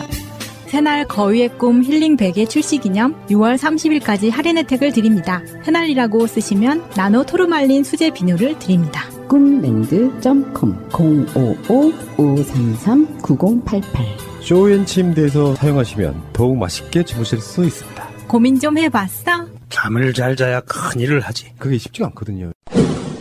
청와대 서별관회의라고 하는 건데 그냥 통상적으로 이게 김영삼 정권 때 경제 관련한 책임자들이 모여서 회의 같은 것이 이렇게 관료화되어 있는 뭐 그런 거라고 해요. 근데 공식 협의체가 아니기 때문에 기록이 남아있지도 않고 자기들끼리 모여가지고 사바사바 하는 정도가 돼버렸는데 엄밀히 따지면은 우리나라의 공식 라인도 아닌 거잖아요. 지금 나오는 이야기들은 뭐 박근혜는 말할 것도 없고 최경환, 안종범, 임종용 이런 사람들이 실제로 우리나라 경제가 지금 엄청나게 망가져 있잖아요. 우리가 뭐 조선인의 뭐네 지금 누르고는 있지만 그래서 지금 나왔던 이야기들 중에서도 실제로 법정 관리 들어가 버리면 나라 경제 엉망으로 망가지니까 요거를 어떤 식으로든지 국민의 세금 막 때려갔다가 붙는 그 상태로 계속 유지 왔던 거죠. 이 정권 안에서 이게 비리로 터져버리면 청와대와 금융당국에 있는 실제 지금 책임자들과 이걸 빼먹은 놈들이 꼬리가 잡히니까 일단 요걸 최대한 안 터지게 질질 끌고 가려고 의도한 거지. 아니 근데 정말 영화가 실제를 못 따라간다는 게 그 아까 제가 얘기한 내부자들 그 영화에서는요. 재벌한테 3천억 원을 불법 대출하는 거예요. 정치권 로비로 해서 은행이 재벌한테 3천억 원을 불법 대출하고 그중에 300억 원이 불법 대선 자금으로 들어가게 되는 거거든. 근데 이거는 지금 조 단위가 나왔어요. 그러면 이게 해서 지금 10%가 정치 자금으로 이 영화에서 4천억이다. 4천억이 들어갔다는 이야기가 되는 거야. 아니 생각을 해보세요. 영화에서 우리가 그건 거의 영화잖아. 이렇게 하는 식으로 이빠이 정말 상상력을 튀겨가지고 얘기를 하는 게 겨우 3천억 수준이었다고. 근데 지금 이거는 4조 2천억 원 규모를 지원을 했는데 그 중에 과연 정치권으로 들어간 돈은 얼마일까요? 이렇게 되는 거 아니야. 근데 이걸로만 생각하면 안 돼요. 이런 수출입은행과 산업은행이 지난 8년 정권 연결돼 있는 쥐닥 정권 연결돼 있는 동안에 수출입은행 같은 50조 원 이상의 부채가 순수한 자본 부채가 늘어나 버렸단 말이에요. 부실 대출이. 그러니까 수출입은행이 50조 원 이상 그리고 산업은행도 그와 비슷한 정도의 돈 이상을 이미 조선업계에 물려갖고 있는 거야. 물론 그건 배를 만들어서 갚으면 그 배값으로 해갖고 퉁쳐질 수 있는 돈이라고 하지만 요즘 경기가 안 좋아서 10대 중에 8대가 납품이 안 된 상태에서 앞바다에 둥둥 떠 있다니까 지금. 근데 결론적으로 이 우리나라의 3대 그 조선소를 포함한 5대 조선소까지 다 포함했을 때 이 조선업계가 지고 있는 총 부채가 120조 원이라는 거예요. 어마어마한 거야. 5개 조선사가 120조 원이라고 하는 정부가 보증하고 있는 대출을 갖다 쓰고 있는 상태에서 우리 부실합니다 하고 들어 눕고 있다니까. 그러니까 이걸 해결하기 위해서 도저히 더 이상 돈을 끌어올 데가 없으니까 발권을 하겠다잖아. 아니 그러면요 이거는 진짜 국민 한 사람 한 사람의 지갑에 있는 돈의 가치를 희석시키는 거란 말이에요. 우리는 가만히 있는 상태에서 날 강도를 당하고 있는 거예요. 저는 이거를 친박들의 호주머니 챙기기라고 저는 규정하고 있습니다. 이거는 영화에서 나오면 일부 대승적 돈으로 쓰지만 이 사건은 실제로 직접적 혈세를 친박들의 용돈을 챙겼다. 그러니까 이 친박들이 세금을 왕창 뜯어갔다. 세금 처먹는 벌레다. 이런 개 같은 일이 지금 벌어진 건데요. 실제로 이 내막이 지금 많이 밝혀지지 않고 있지만 이거는 검은 돈으로 거의 다 대부분 흘러갔을 그렇죠. 상황이 크고 그다음에 정치권에서도 지금 친박들 용돈 챙겼다고까지 지금 직설적으로 얘기할 정도로 이 상황이 일파만파 커지고 있습니다. 그런데 이런 개 같은 새끼들이 이재명 시장한테 1,700 또 뜯어가잖아요. 그러니까 돈을 이렇게 펑펑 혈세를 갖다 주고 지들 용돈 뒤로 다 챙겨 쓰고 그러고 나서 국가 돈 없다고 빚은 급증하고 국가 부채는 급증하고 결국 어떻게 됐습니까? 지들이 용돈 다 챙기고 이재명 시장한테 1,700 뜯어가고 이게 나랍니까? 무슨 정부입니까? 대우조선에 대한 지원뿐만 아니라 자리 나눠먹기가 3분의 1씩이라고 했잖아. 예. 산업은행에요. 예. 계열사가 118곳이래요. 예. 엄청나네. 근데 그중에 최고 경영자, 감사, 사회이사 등 굵직한 자리가 1,000곳이 넘는데요. 그것을 그런 식으로 나눠먹기를 또 하는 거야. 그렇죠. 다 그게 우리 국민의 세금이. 결국은 계열사라고 말하는 게 빚잔치한 대기업들을 법정 관리 안 하고 그렇죠. 산업은행 빚으로 끌어안아갖고 마치 나라 기업처럼 만들어버린 거예요. 대우도 그런 셈이지 뭐 표면적으로는. 근데 그렇게 해들 쳐 드시고 지금 IMF 같은 게 안 터지게 꾹꾹 눌러놓고는 있고 한국은행이 역대 최저금리 사상 최저. 지난해 6월 달에 1.75%였거든요. 기준금리가. 1.50%에서 지금 0.2포인트 또 내렸어요. 그래서 0.25%로 전격 인하를 해서 국민들만 쥐어 짜고 있는 상태니까 대출을 더 받아라 이거지. 네. 쓸 돈 없으니까. 역대 최저금리입니다. 지금 0.2, 그러니까 1.25%. 앞으로도 좋아질 전망이 전혀 없습니다. 아니 근데 영화에서는 그 3천억 불법 대출 가지고 유력한 대선 후보자였던 사람이 낙마하게 되는 게 결론이란 말이에요. 그리고 이제 그 과정도 사실 내부자의 고발로 인해 가지고 이제 얘기가 되는 거거든. 근데 지금 이 상황에서는 4조 2천억 원에 대해서 이 사람도 일종의 내부자로서 지금 내부자 고발을 한 거잖아요. 그렇다면 지금 이름까지 정확하게 나왔는데 이 사람들에 대해서 우리는 뭘 어떻게 해야 되는 거야. 영화에서는요, 그 유명한 대사가 나와요. 원래 국민들이라는 거는 개돼지와 같아서 하루 이틀 짖다 보면 끝난다. 그러니까 신경 쓰지 마시라. 이런 얘기가 나오거든. 그러면 우리가 영화보다 지금 10배 이상이 큰 지금 게이트가 터졌는데 여기에 대해서 어떻게 정치권으로 10% 정도가 10%인지 뭐 얼마인지 그것이 흘러 들어간 것이 굉장히 짐작이 되는데 이거에 대해서는 우리는 어떻게 해야 되는 거냐고. 가만히 있으면 개돼지가 되는 거잖아. 그래서 일단 야당에서는 지금 청문회 깜이다. 다 뒤집어 엎어야 된다. 사실은 지금 우리나라의 경제를 말아먹은 건 박근혜고요. 그 박근혜의 오다를 받아서 최경환이잖아요. 최경환이 지금 선거 기점으로 해서 물러났고 그게 유일호가 지금 경제부총리로 들어앉아 있지만 사실은 최경환의 아바타 정도 느낌밖에 좀 없는 상태이고 그러니까 최경환 초이노믹스네 뭐 이런 개소리 해가면서 박근혜 정부 몇 년 헤쳐드셨는데 결국에는 사적으로 뭔가를 챙겨주고 경제에 대한 가치관이나 관념은 절대 없는 상태로 경제는 계속 말아먹고 우리나라 부채는 어마어마하게 늘려놓고 나서 지금 정권이 끝나고 있는 상황인데 코어 중에서도 코어는 최경환 아니겠어요? 네. 최경환이 지금 뭐 자기 지역구에 뭐 얼마 100메가더 갖다 준 건 돈도 아니야. 개인적으로 뭘 얼마나 헤쳐먹었는지가 최경환은 이명박 비리에도 걸려 있잖아요. 그렇죠. 자원 외교 같은 거에 걸려 있단 말이야.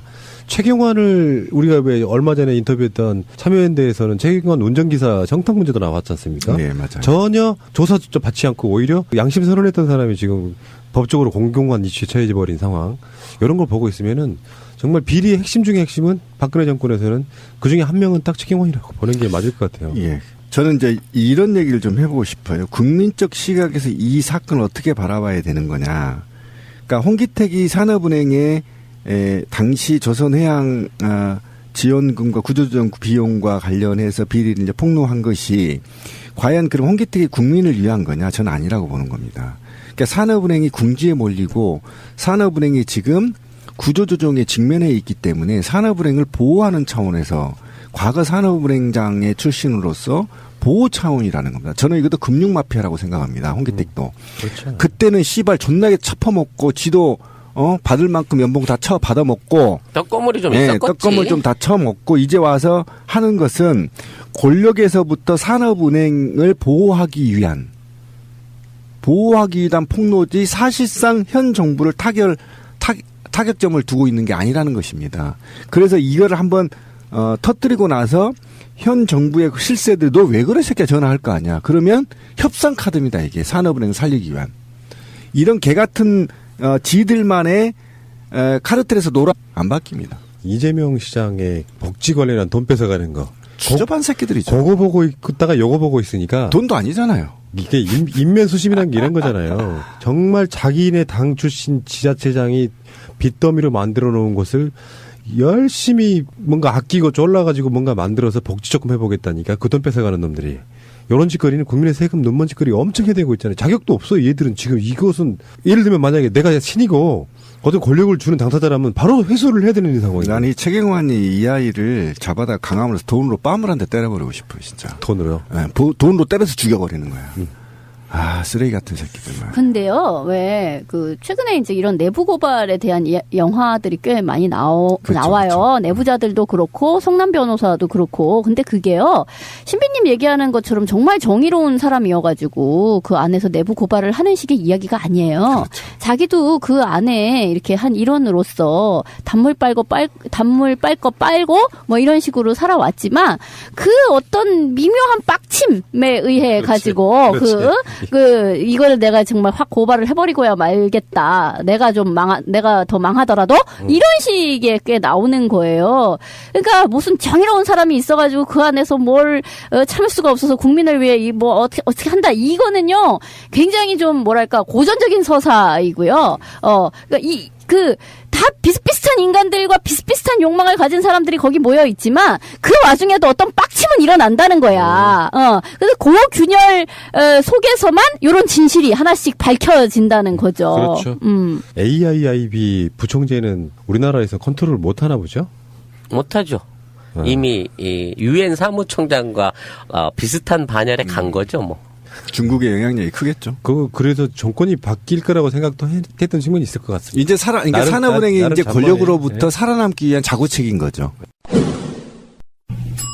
체감데이? 뭘 체감한다는 뜻인가? 이것은 체중 감량의 준말이지. 다이어트에 좋은 식품이라 이거지? 이왕이면 건강하고 멋지게 살지 말입니다. 그럼 쾌청데이는 날씨가 쾌청하다는 뜻인가? 아, 그것은 집을 나올 때 몸이 가벼워져 불면 이것이 쾌청하지 않겠어? 아, 그러니까 그게 잘 나온다는 뜻이라 이거지? 아나콘다. 그지? 그냥 푹 튀어나오는 것이지. 명인이 만드는 건강식품이잖아. 토종 유산균이 들어있다고 하네? 짧은 인생 행복하게 살지 말입니다. 1588-6452 명인 허브가 명인 힐링푸드로 이름이 바뀌었습니다. 체감데이, 쾌청데이는 약이 아닙니다. 진료는 의사에게, 약은 약사에게. 명인 힐링푸드에서 6월 7월 여름 다이어트 이벤트를 실시합니다. 체감 다이어트 쾌청데이 60호 한 박스 구매 시 30호를 추가 증정합니다. 인터넷 쇼핑몰을 하고 싶으세요? 회사 홈페이지를 만들고 싶으세요? 새날과 연대하는 한국 도메인 지원센터에 연락해보세요. 새가 날아든다를 듣고 연락했다 하시고 상담을 한번 받아보세요. 친절하게 응대를 해주실 겁니다. 아주 저렴한 가격으로 홈페이지를 만드는 방법, 한국 도메인 지원센터입니다. 02-6049-2616 한글로 한국도메인센터.kr 홈페이지 잘 만드는 회사가 한국 도메인 지원센터라는 것을 전 세계가 알아버렸습니다. 여보, 우리도 차 한 대 사자. 휴가철에 놀러 한번 제대로 못 갔어. 우리가 돈이 어딨냐? 그리고 딜러들 믿기도 힘들고 말이야. 이번에 새날에서 광고하는 중고차 이야기 한번 가보자. 중고차 이야기? 허위 매물 없는 200% 품질 보증제를 실시하는 곳이래요. 중고차 이야기를 검색하세요. 1666-8546 나는 중고차 이야기에 차 팔러 가야지. 중고차 이야기 홈페이지가 개설됐습니다. 한글로 중고차이야기.com. 자, 뇌순녀 박근혜님 메일. 안녕하세요. 뇌순녀 박근혜입니다. 얼마 전 서울대 박상희 교수가 저자인 삼성전자 파산에도 한국이 사는 길이란 책을 읽었습니다.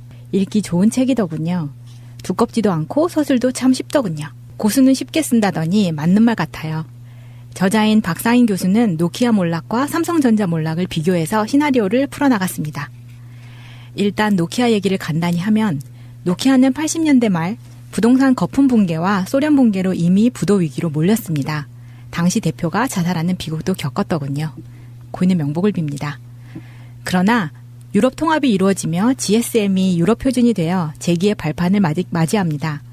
인구 500만의 핀란드 기업이 전 유럽을 상대로 장사할 수 있는 기회를 유럽 통합이 제공해주며 사라진 러시아 시장을 대체해 주었습니다. 세계화도 큰 도움을 주었군요. 그래서 핀란드는 1994년부터 외부에서 단일 기업 경제로 불렸더라고요. 노키아의 위치가 이미 90년대 중반부터 건드리기 힘들 정도였다고 합니다.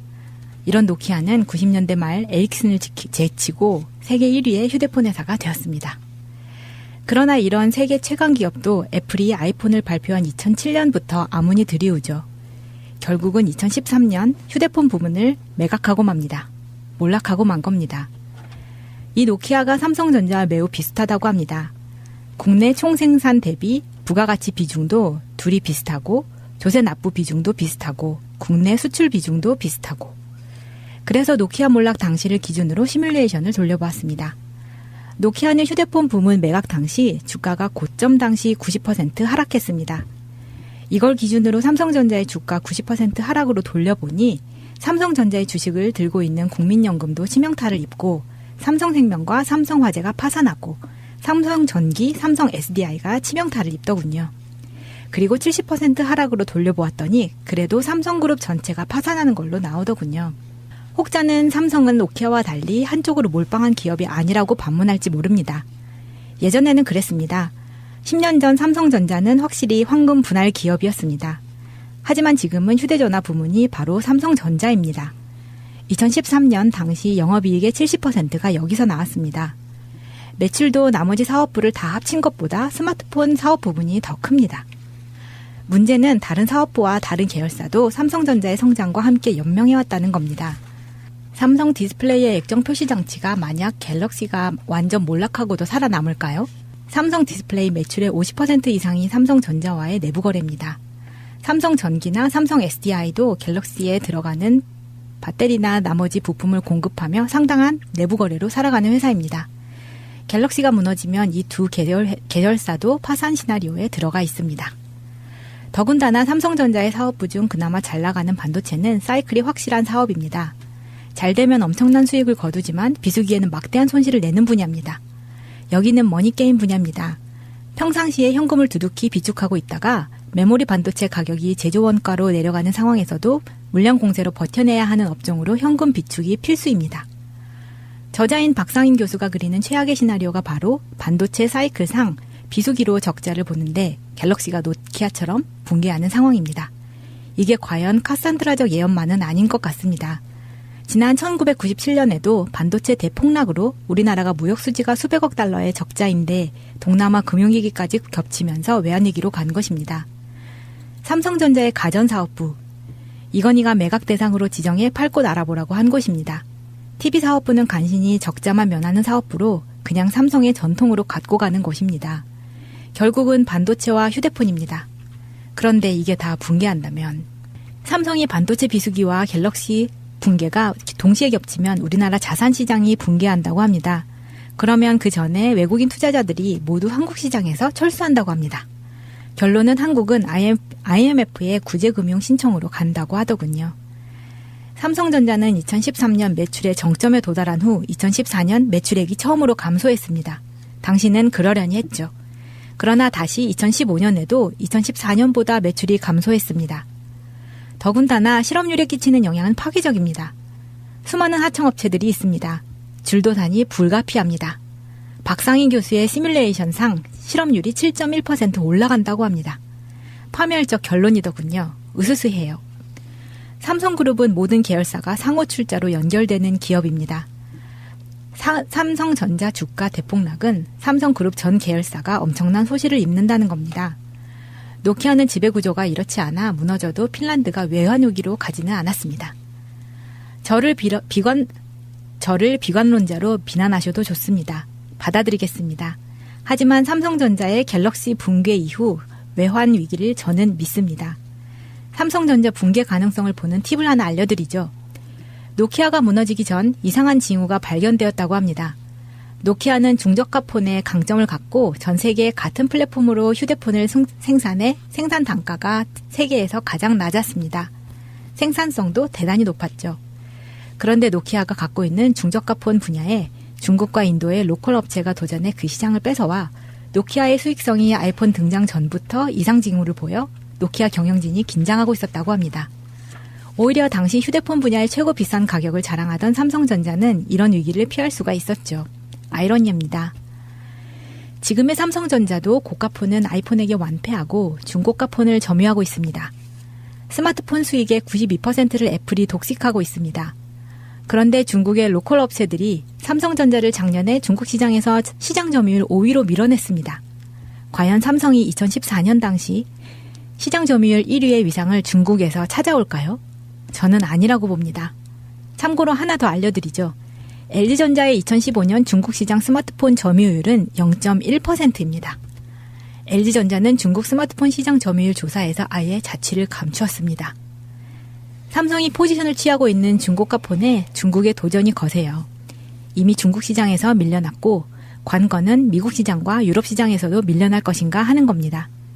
만약 여기서도 대만 기업이나 중국 기업이 삼성전자를 밀어낸다면 파산은 더 이상은 낭설만은 아닐 겁니다. 삼성전자의 파산은 결국 국가부도로 가리라 봅니다. 한국은 핀란드와는 달리 외환위기를 피하지 못할 겁니다. 비극이지만 가장 현실성 있는 시나리오입니다. 아마도 시기는 2017년 이후... 지금 현재 스마트폰 시장 점유율 2016년 기준으로 해가지고요. 삼성이 일단 1위입니다. 22.2%. 그 다음에 애플 16.8%, 화웨이가 9.3%, 레노버 6.1%, 샤오미 5.8%. 그러니까 1위부터 5위까지 중에 중국계 업체가 지금 3개가 들어있고요. 물론 뭐 3, 4, 5위니까. 그 다음에 LG 뭐 이런 식으로 쭉 내려가네요. 그런데 중요한 거는 삼성이 2014년에도 1위였는데요. 27.8%. 2015년에도 1위였는데 24.8%. 2016년에도 1위지만 22.2%. 흐름을 보면은 계속 내려가고 있잖아요. 중국 폰들은 계속 올라가고 있습니다. 그 찌라시 중국 이야기 보면 그런 이야기들이 나오는데 그 여기에도 보면 그런 이야기 나오죠. 실제로 팔아가지고 돈을 버는 수익의 92%는 애플이 차지하고 있다. 나머지는 물량 공세를 한다거나 새가 날아든다처럼 뭐 그런 건데 삼성이 갖고 있는 우리나라 경제 내에서의 위치가 너무 커요. 의존도라고 하는 삼성, 현대 딱 두 회사를 합쳐놓고 보면 우리나라 50%를 가져가 버리는 정도가 되니까 이렇게 되면은 삼성이 진짜로 망하면 좀 약간 끔찍한 게 오겠죠. 그 기업만 망하는 문제가 아니라 그래서 망하지 못하게 만드는 부분도 있지만 삼성이 망해버리면 줄도산해버리죠. 관계가 없는 뭐 은행이라든지 그 모든 것들이. 그러니까 이렇게 키우지 말라고 계속해서 요구를 하고 있지만 IMF 기원도 없는 나라에서 계속 또 이런 식으로 가고 있는 거예요. 그래서 지금 20대 국회에 많은 그 야당 국회의원들이 삼성생명법 같은 것을 만들려고 합니다. 그런 이유 때문에. 삼성이 지금 외국에다가 물건 파는 거는 거의 적자 보면서 한국에서만 이익을 얻어내는 그런 방식으로 지금 점유율 1위를 하고 있다는 것도 문제고요. 2015년에 세계에 출하된 스마트폰 대수가요. 12억 9천만 대래요. 그중에 5억 3천만 대, 약 42%가 중국 업체들이 차지하고 있답니다. 언젠가는 중국의 업체들이 대수로는 물론 이제 애플처럼 실속 있게 뭐 돈을 벌어가지는 못할지라도 그러다가 나중에 언젠간 1위가 될 수도 있고요. 노키아하고 삼성 우리가 스마트폰 나오기 전에 한번 돌아가 볼까요? 핸드폰 시장에 기억이 좀 나죠. 모토로라. 네, 모토로라. 벽돌폰. 네, 노키아, 삼성 뭐 이런 거였는데. 에릭슨. 네. 근데 삼성도 어떻게 보면 용됐어요. 용됐죠. 저는 제가 옴니아를 써본 사람 입장에서. 버리는 패를 네. 선택하셨더라고요. 아, 그러니까 그런 그 흑역사가 있어야 된다고 생각합니다. 그 자체가 완전 쓰레기폰이었었거든요. 네. 직접 써보고 그거 나중에 그 보상까지 받았거든요. 현찰로 몇십만 원에 되는 보상까지 해줬어요. 그 정도로 심각했었어. 그 전에 일반 그 스마트폰 이전 시장에서는 삼성폰이 꽤 괜찮았었거든요. 삼성의 디자인이나 이런 것들이. 근데 스마트폰 시장에서 일단 딱 들어갔는데 그 옴니아라고 하는 그 이걸로 봤을 때는 삼성 망했다 했었거든요. 그랬는데 어느 순간에 그 물량 공세로 세계 1위를 차지하더라고요. 근데 저만 거슬렸나요? 그 물량 공세의 새날과 삼성을 비교하실 때.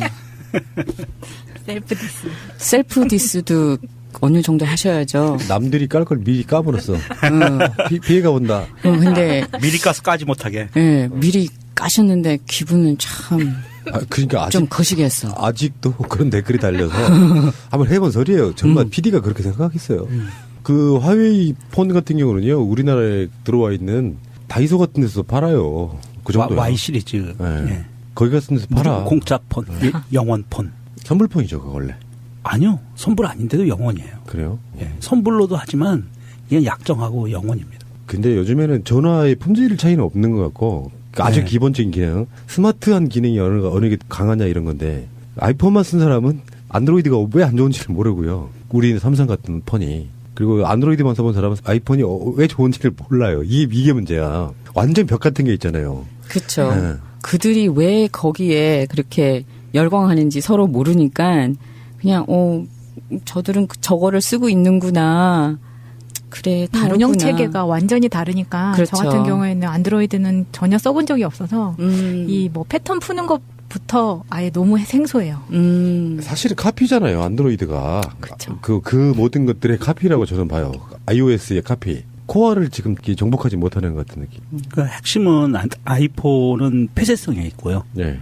앱이나 마켓이나 특히 이제 앱 같은 경우에 안드로이드, iOS 운영체제하고 기타 앱들이 다 폐쇄적인 관계예요. 그런데 안드로이드는 오픈돼 있죠. 그래서 해킹도 쉽고 정보가 자유롭게 왔다 갔다 하고 들여다보기도 쉽고 한 시스템이고요. 근데 그거는 그 사용자 입장에서는 그닥 보이지는 않잖아요. 보이지는 않죠. 예, 보이지는 않는데 그러니까는 그 사용자 입장에서는 저는 안티 애플이었어요. 지금도 어느 정도. 그래서 그 애플이라든지 뭐 시리즈를 그냥 그 테스팅 차원에서 early adapter이니까는 그냥 구매해서 보고 던지는 수준이었었어요. 아직도 그러고. 그래서 딱 봐가지고 얘가 이런 기능이 있구나라고 정도만 보지 아직도 애플하고는 맥이든 뭐든 그닥 가고 싶은 생각은 없는데 이 전화하고 보안 이슈 때문에 자꾸 이렇게 손이 가긴 하는데 PC 쪽하고 이쪽에 너무 익숙하다 보니까는 안 가게 되더라고요, 쉽게. 또 우리나라 전산 상황이 iOS가 들어갈 수 있는 길이 한정돼 있죠. 그러니까요. 네. 그러니까는 뭐 이렇게 인증을 한다든지 뭐 그럴 할 때 안 그래도 더러운 성질이 이게 한계를 넘고 그러니까는 몇 단계 가기도 전에 이게 그냥 던지고 싶은 그 욕구가 너무 강해져요. 삼성전자가 사실은 이제 옴니아 폰 이후에 무너지지 않고 커갈 수 있었던 것은 여기 그 메일에서도 나오지만 부품 수직 계열화예요. 핵심 부품들을 다 삼성그룹 안에서 해결을 했어요. 그러다 보니까 고품질 스펙 경쟁을 시작을 하게 되고 그러면서 가장 가격대가 높은 핸드폰들을 스마트폰들을 만들어서 판매를 해서 먹혔어요. 초기에. 그런데 그게 불과 작년 정도부터는 이미 전 세계 스마트폰 시장 제조업체들이 상향 평준화가 돼버렸어요. 그러니까 아이폰도 삼성도 LG도 화웨이도 기타 등등 모든 나라들이 스마트폰을 만드는 게 뭐 가격대만 판매 가격만 받쳐주면 얼마든지 고품질 스펙의 스마트폰을 만들어 팔 수 있거든요. 그거는 뭐 인도가 되든 아프리카가 되든 상황이 되면 얼마든지 가능한 상황이 됐어요. 그래서 중국 시장에서 보면 중국에서 지금 가장 고스펙의 스마트폰들이 팔리는 게 삼성전자 갤럭시 S7 윗단계의 스펙으로 팔리는 것들이 약 30만 원대에 팔리고 있어요. 우리나라에서는 보통 판매가가 7, 80만 원이죠. 많이 내려갔는데도 불구하고 그런 상황에서 저가폰은 10만 원 이하거든요. 몇만 원에 팔리고 있거든요. 아무 약정 없이 그렇죠. 공기계가. 이게 하나의 컴퓨터잖아요. 네. 진짜 나중에 미래 폰 중에는 여기는 별 기능 없이 네트워크에 접속해서 뭔가 기능을 다 해결하는 네트워크 폰. 또 요즘에 노키아가 활력을 찾으려고 한다는 윈도우 폰. 하다못해 페이스북 폰 뭐 이런 것도 있다며. 그렇죠. 네. 그러니까 그런 식으로 발전하겠죠. 하겠는데 한번 익숙해지면요. 거기를 벗어나질 못하는 게 보통 사람들의 특성 중에 하나예요. 그러니까 굉장한 아이템이나 아이디어라고 뭔가 이렇게 끄집어 가져왔지만 나중에 깜짝 이벤트로 끝나는 경우가 워낙 많아서 역사를 확 지나고 나면 그 시대에 뭔가가 결국은 이겼는지에 대한 의견이 분명할 수밖에 없지. 문제는 삼성은요, 외국에 나가서 돈을 벌고 한국에서 온갖 특혜를 받고 그러면서 이게 한국의 삼성 의존도를 많이 만들어 놓은 상태에서 상징적인 것. 그러니까 실제로 삼성이 망해서 어떤 직접적인 타격을 받느냐가 아니라 심정적인 요소들 때문에 한국 경제에 심각한 영향을 끼칠 거라는 거잖아요, 지금. 지금 뇌순녀 박근혜님이 이렇게 전 세계 기본소득 이론가들과 활동가들이 모이는 제16차 기본소득 지구 네트워크 대회가 7월 한국에서 열립니다. 2년에 한 번씩 연구 성과와 활동 결과를 공유하는 이 대회가 아시아에서는 최초로 서울에서 개최됩니다. 2014년에는 캐나다 몬트리올에서 열렸고 2012년에는 독일 미넨에서 열렸는데 이번 16차 대회는 기본소득 한국 네트워크가 경합국인 핀란드, 네덜란드를 제치고 서울 대회를 성사시킨 것입니다. 이번 대회는 7월 7일부터 9일까지 서강대학교 다산관에서 사회적 생태적 전환과 기본소득을 주제로 열리는데요.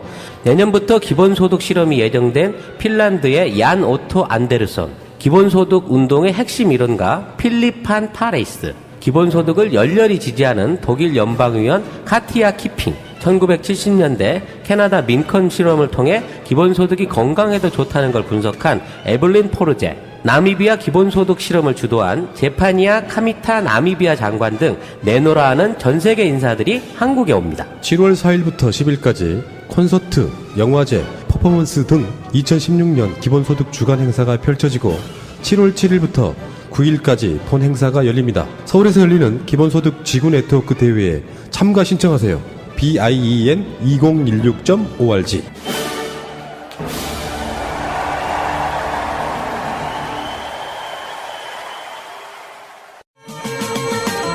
트위터가 진짜 언론입니다. 홍기택 전 산업은행장이 폭탄 발언을 했습니다. 지난해 이루어진 대우조선해양에 대한 4조 2천억 원의 유동성 지원과 관련해서 청와대 기획재정부 금융당국이 결정한 행위로 예초부터 시장 원리가 끼어들 여지가 없었으며 산업은행은 들러리 역할만 했다. 그리고 산업은행의 자회사의 CEO, 감사, 사회이사 등에 대한 인사에 관련해서 청와대가 3분의 1, 금융당국이 3분의 1을 자신들 몫으로 가져갔고 산업은행이 자체적으로 행사한 인사권은 3분의 1 정도였다. 산업은행이라고 하는 우리나라의 국책은행이 있는데 여기서 어떤 결정을 하는 게 아니라 정책 라인에 없을 법한 사람들이 끼어들어서 사실상 결정해버리고 네가 결제만 해. 이런 거라는 거잖아요, 지금. 그러니까 보이지 않는 선. 청와대, 기획재정부, 금융당국 이 사람네들이 뭉쳐가지고 자기는 그냥 핫바지 내지는 허수아비였고 자기의 결정이나 아니면 시장의 상황을 봐서 어떤 것이 된다 안 된다 이런 것이 전혀 관계없이 그냥 4조 2천억 원 대우 조선에다가 지원해. 그래가지고 자기는 도장만 찍었다는 이야기예요. 이 얘기가 이 양반 입장에서는 영전되고 나서 실제 이제 금융권에 돌아갈 일 없기 때문에 이게 나올 수 있는 용감한 내부자 고발이긴 한데. 전에 말했던 AIIB 부총재에 그렇죠. 이 사람이 가 있거든요. 네. 이게 뭐 세계 최대 규모의 투자은행 부총재로 가 있는 입장이라 만일 자기가 거쳐왔던 산업은행 쪽 안에서 뭐 이러이러한 비리가 있었고 뭐가 있었다는 거를 자기 책임으로 돌아오게 되면 자기 자리가 위태로울 수 있잖아. 그러니까 내 잘못이 아니었다. 그 당시에 잘못된 결정은 아예 이건 정부가 잘못 운영해가지고 이렇게 턴 거다라고 일종의 자기 책임을 털기 위한 일종의 내부 고발로 이걸 이해해야 돼요. 안 그러면 너무 쉽게 꺼낼 수 없는 상대들을 꺼냈고 또 직접적인 실명을 거론하면서 이자들이 나한테 그런 어떤 부정 청탁 내지는 부정한 처리를 지시했다라고 이름까지 까버렸잖아. 그러니까 이 얘기를 진지게 하고 싶었을 겁니다. 그런 여수야들 기다렸다는 거죠. 왜 그러냐면 이것은 청문회를 통해서 쉽게 밝힐 수 있는 문제이기 때문입니다. 그러면 이 사람은 적어도 당시의 근거자를 지금도 갖고 있을 겁니다. 네. 그래서 이것이 바로 청문회를 통해서 엄청난 돈이, 천문학적인 돈이 누군가에 의해서 강제로 배분되고, 그리고 그 돈이 대우로 다 갔느냐? 아닙니다. 제가 정치 자금을 흘렀을 그렇죠. 매우 가능성이 높기 때문에 이 문제는 국회에서 정확하게 청문회를 통해서 진실을 밝히고 그 돈에 대한 모두 돈을 다시 산으로 환수하는 것이 맞다고 봅니다. 은행이라고 하는 게 엄밀히 따지면은 대출 좀 해줘 또는 뭐 지원 좀 해줘 그러면 은행이 그 상황 재무 상태 같은 걸 뭔가 이렇게 결정해 주잖아요. 근데 지금 당시에 최경환 부총리, 안종범 청와대 경제수석, 임종용 금융위원장, 진흥섭 금융감독원장 이 사람들이 다 결정해놓고 산업은행장을 부르는 거예요. 이렇게 결정됐으니까 네가 결제 도장만 찍어. 이렇게. 그거예요, 그거. 이게요, 지난 해에 굉장히 히트를 쳤잖아요. 내부자들이라는 영화가 있는데, 거기에 보면 딱 이 얘기가 나와요. 뭐냐면, 은행장이 있고, 그리고 그 대기업이 있어요. 거기 무슨 자동차라고 나와요. 그리고 이제 정치권이 있어요. 그래서 이제 셋이 이렇게 만나는 거죠. 물론 그걸 만나게끔 해주는 브로커 역할을 하는 게 이제 언론인인데 어쨌든 이렇게 부당하게 전혀 감이 안 되는 거인데 그 은행에서 이 대기업으로 대출을 해줘. 대출을 하면서 그중에 일부를 정치 자금 거기 국회의원이자 차기 대선 후보라고 얘기되는 그 사람이 중간에 봐도 그냥 그렇게 해서 그 은행 돈이 네 돈도 내 돈도 아니고 금고처럼 쓰이는 거죠. 그거를 이제 폭로를 뭐 한 해 만에 해가지고 이병헌이 손을 잘리네 어쩌네 이제 그렇게 얘기가 되는 거예요 그게. 결국 여기 부채 비율을 보면 수출입은행이 53%고 산업은행이 22%인데 요게 질이 달라요. 수출입은행의 경우에는 대우조선이 수주한 선박 계약서를 바탕으로 뭐 계약금은 보통 2%에서 5% 받으니까 나머지 95%에 대해서 선박을 인도할 때까지 필요한 제조 비용이라는 이름으로 아직 만들지도 않은 선박값, 그러니까 납품도 하기 전에 선박값을 대부분 선결제로 땡겨줘 버리는 거야, 수출입은행은. 근데 나중에 가서 이게 문제가 생기면은 이미 돈은 다 땡겨 썼기 때문에 대우조선 자체는 남는 돈이 없는 돈이지. 근데 이걸 외상으로 갖다 쓰는 돈이라서 펑펑 갖다 조지기가 좋단 말이에요. 근데 산업은행인 경우에는 그런 과정 중에서 운영자금이 딸린다든지 인건비가 밀린다든지 손실을 입는다든지 하는 부분에 대한 빵꾸 나는 돈들을 수시로 국가기관에 의해서 이건 찔러 넣어준 거예요. 그러니까 사실상 정식적인 그 대출 기관으로서 수출입은행이 선결제를 해주는 방식으로 해줬다고 치면 나중에 이 수출입은행은 대우조선이 불안해지거나 어떠한 형태로 돈이 필요할 때마다 정부 오다를 받아가지고 말도 안 되는 계정의 돈들을 그냥 찔러 넣어줄 수밖에 없는 거지. 특별한 목적이나 회계에 대한 어떤 구분 없이 자 정부 차원에서 구조조정기금 지원기금 뭐 이런 방식으로 해갖고 시키는 대로 돈을 찔러줄 수밖에 없었다는 거야. 그런데 이런 몫에 대해서 얘들이 분명하게 3분의 1이라고 지금 얘기를 하잖아. 금융당국 3분의 1, 청와대가 3분의 1. 그러면 결국은 금융 관련된 마피아들하고 청와대 관련된 애들이 그 대출금의 3분의 1을 실질적으로 빼먹었다고 봐도 무방하다는 거예요. 이건 국가적인 차원의 비리야. 이거는. 방송 중간에 좋아요를 눌러주시면 새날팀들에게 큰 힘이 됩니다. 미리 감사합니다. 세이나. 자기야, 보험 뭐뭐 들었어? 글쎄, 아는 사람 통해서 몇 개 들었는데 사실 뭔지는 잘 몰라. 마이 보험 체크에 일단 전화해봐. 1800-7917. 내가 둔 보험이 나에게 잘 맞는 보험인지 진단해준다고. 물론 추천도 해줘. 그런 곳이 있어? 1800-7917? 나도 그곳에서 진단받고 나에게 꼭 맞는 보험으로 갈아탔지. 아무 보험이나 대충 가입할 것이 아니라 나에게 맞는 보험, 이게 중요하지. 1800-7917 주소창에 한글로 my보험체크.com을 쳐보세요. 보험은 좋은 것입니다. 필요 없는 보험을 상세한 설계 없이 가입하는 것이 나쁜 것입니다. 우리 꽃님이 역시 똑똑해. What a wonderful 지금부터 당신은 평생 잊을 수 없는 숫자를 듣게 됩니다. 특히 술을 먹은 후 반사적으로 이 숫자가 떠오를 것입니다. 1800-6606 1800-6606 1800-6606 1800-6606 1800-6606 1800-6606 대리운전은 1800의 쌍육공육. 아주 그냥 번호가 입에 착착 붙는다. 1800-6606 잊어버릴 수가 없네 번호를. 힐링 베개가 뭔 줄 알아? 꿈나라 베개. 베개라고는 불려지지만 지금까지의 베개와는 차원 나고 그리고 국민들은 어디로 가냐? 그럼 국민의 세금이 덜 축나느냐? 아니다. 홍기택의 폭로가 사실을 조금은 밝혀낼 수 있으나 실제로 이런 종합적인 구조를 혁신해서 국민을 위한 산업으로 변신하는 데는 불가능하다. 내가 볼 때. 그래서 저는 이게 아까 얘기했듯이 진미님 얘기했듯이 수백 배 커진 그 영화보다 수백 배 커진 이 엄청난 게이트를 야권과 국민은 어떻게 받아들일 거냐. 저는 일벌백해야 된다고 생각합니다.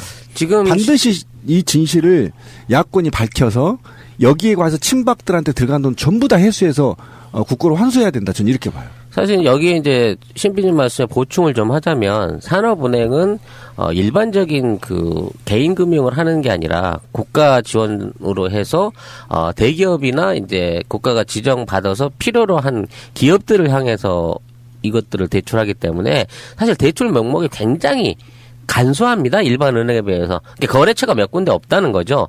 그리고 거래 금액이 커요. 그렇기 때문에 자체적으로 이제 분식회계 같은, 즉 돈을 빌려다가 돈을 빼돌리거나 회사의 실적을 부풀리거나 조정하는 듯의 분식 회계를 감시할 수 있는 그 첨단 프로그램을 2009년도부터 운영을 하고 있었어요. 이게 이 지금 홍 은행장이 있을 때부터 이거를 이미 돌리고 있었다는 얘기죠. 근데 2010년 당시부터 현대라든지 삼성이 5천억에서 2조 원 가까운 적조, 현대적으로 3조 한 2천억 가까운 흑자를 보고 있는데 그 당시에도 비투성이었던 대우해양조선은 4,700억의 흑자가 났다고 보고를 했단 말이에요. 국제적으로 그 조선에 대한 경기가 떨어지고 국내 최고라고 할 수 있는 현대중공업도 3조 원 이상의 손실을 봤는데 대우가 4,700억 이상 흑자를 봤다고 하는데도 이걸 그냥 넘어갔단 말이에요. 그 당시에 그 회계 관련한 분식회계 관련한 조사를 안 해봤냐 했더니 해봐서 이게 위험 등급으로 볼 수 있는 5등급으로 판정이 나왔는데도 불구하고 실제적인 조사를 안 했다는 거예요. 그럼 1차적으로 자기가 정부 때문에 돈을 억지로 밀어줬다는 것까지는 알 수 뭐라고 얘기할 수 없어. 그거는 압력받아서 하는 놈이니까 반공무원으로서 그럴 수 있다고 치지만 은행장으로서 최소한 감리와 회계에 대한 은행으로서의 본연의 업무를 외면한 건 맞지 않느냐 이거 아니야. 이거는 스스로 똥 묻은 개가 나중에 저 똥은 내가 묻힌 게 아니에요. 내가 싼 똥이 아니에요. 그 얘기하는 거랑 똑같다고. 그렇죠. 바른 놈이 나빠, 싼 놈이 나빠. 지가 똥을 싸놓고 말이야. 대우조선 구조조정 12조를 투입하고 추가로 4조 2천억을 투입하면서 이런 일이 벌어진 거 아닙니까? 그러니까 총 16억 2천억이 지금 투입된 16조. 6조 2천억이 조가 돈도 아니야 엄청나다. 이제. 그러니까 이런 엄청난 돈잔치를 하는 거에 대해서 정말 전 분노를 금할 수가 없고 이게 제가 이거 어떻게 되돌릴 수 있나요? 이 사회를. 이건 제가 계속 주장한 게 그거예요. 이건 자본주의도 아닌 겁니다. 자본주의 이렇게 되는 거 아니에요. 그런데 같은 날 이 사람의 양심선언 비슷한 게 나오던 같은 날 유일호 기획재정부 장관이 구조조정에 대한 방안을 발표를 했는데요. 산업은행, 수협은행에서 자본을 확충해가지고 11조 펀드를 조성하겠다 뭐 이런 대책이라면 대책을 내놨는데요. 결국 이야기를 들어보니까 한국은행과 한국자산관리공사가 각각 10조 원, 1조 원씩을 돈을 내어서 조성한다는데 아까 말한 그게 이제 발권이에요. 그 돈을 뭐 그냥 내놓는 게 아니라 돈 찍어서 내놓겠다 뭐 이런 식으로 지금 가고 있는 것 같아요. 근데 결국은 그동안에 돈 못 찍겠다고 한 거에 대해 물러섰어요. 예, 하느니 물러선 겁니다. 그냥 찍겠다는 겁니다, 지금. 그러니까 굴복한 거죠, 박근혜 정부에. 뭐 어디 데려다가 한 방 먹였나 봐. 그러니까 이게 지금 아니에요. 계속 버텼어요. 못 찍는다고. 이게 지금 뭐 과거로부터 흘러온 무슨 전통이나 되는 듯이 이야기를 하지만 이런 것을 계속 악화시키고 있는 거네. 우리 사회적인 굉장히 많은 것들이 좀 들어 있잖아요. 근데 우리 국민들한테 한번 물어보고 싶어요. 한은에서 10조를 찍으면 내 돈 가치는 얼마나 하락할까요? 그걸 알아야 됩니다. 재산 가치가 하락하는 겁니다. 그렇죠. 제가 계산해 드릴게요, 그냥. 우리 1년 GDP가요, 1조 달러니까 1000조 원 이쪽 저쪽이거든요. 10조 원 찍었으니까 1% 날아갑니다, 일단. 계산상으로 확실하게. 정확히 이거는 내 돈 1% 빠지는 거야. 빠지는 겁니다. 명확히 지금 내 전 재산이 1%가 빠지는 겁니다. 돈만 빠지는 거 아닙니다. 능력도 안 되는 사람들을 낙하산으로 내리꽂고 그리고 자기들이 정말 좋아하는 시장 원리에도 역행하면서 국민의 세금 혈세를 갖다가 지원해주고 거기에 커미션이나 받아 처먹고 그러니까 이게 총체적으로 다 썩어 있는 거예요. 그러니까 커미션의 범위를 넘어버린 거죠. 그렇죠. 사조 있죠. 그럼 넘어버린 거예요. 아니 발권력 이야기는요 커미션 수준을 넘어서는 거예요. 겁니다. 예. 이건 그냥 강도도 아니고 뭐라고 해야 돼요? 그냥 우리가 공상과학으로 그런 생각하잖아요. 전체 국민들이 나한테 10원씩 줬으면 좋겠다 뭐 이런 우리 찌질한 생각하잖아요. 근데 그거를 실현하는 게 바로 발권력이에요. 전체 국민들의 재산에 그 1%씩을 내가 삥을 뜯으면 되겠다라는 게 발권력으로 몇 조 이렇게 딱 하면 그만큼이 되는 거예요. 그냥 자동으로. 구조조정을 하려면 진작 했어야 돼. 국민의 세금은 쳐 들어가고 그 안에 들어있는 놈들은 잘 먹고 잘 사는 형태로 계속 기업을 망가뜨려 놨잖아. 이게 망가져도 나는 손해볼 게 없다 이런 식으로 갔었고, 그리고 그 타이밍대로 어쳤던 데다가 그 이번에 대책이라고 내놓는 것이 결국은 알고 보면은 또 노동자들 자르게 되는 거거든요. 그게 구조조정이야. 그리고 여기서 방금 나무인이 알려주신 속보, 왜 금리를 0.25% 내렸느냐도 이게 중요한 역할을 하는 거예요.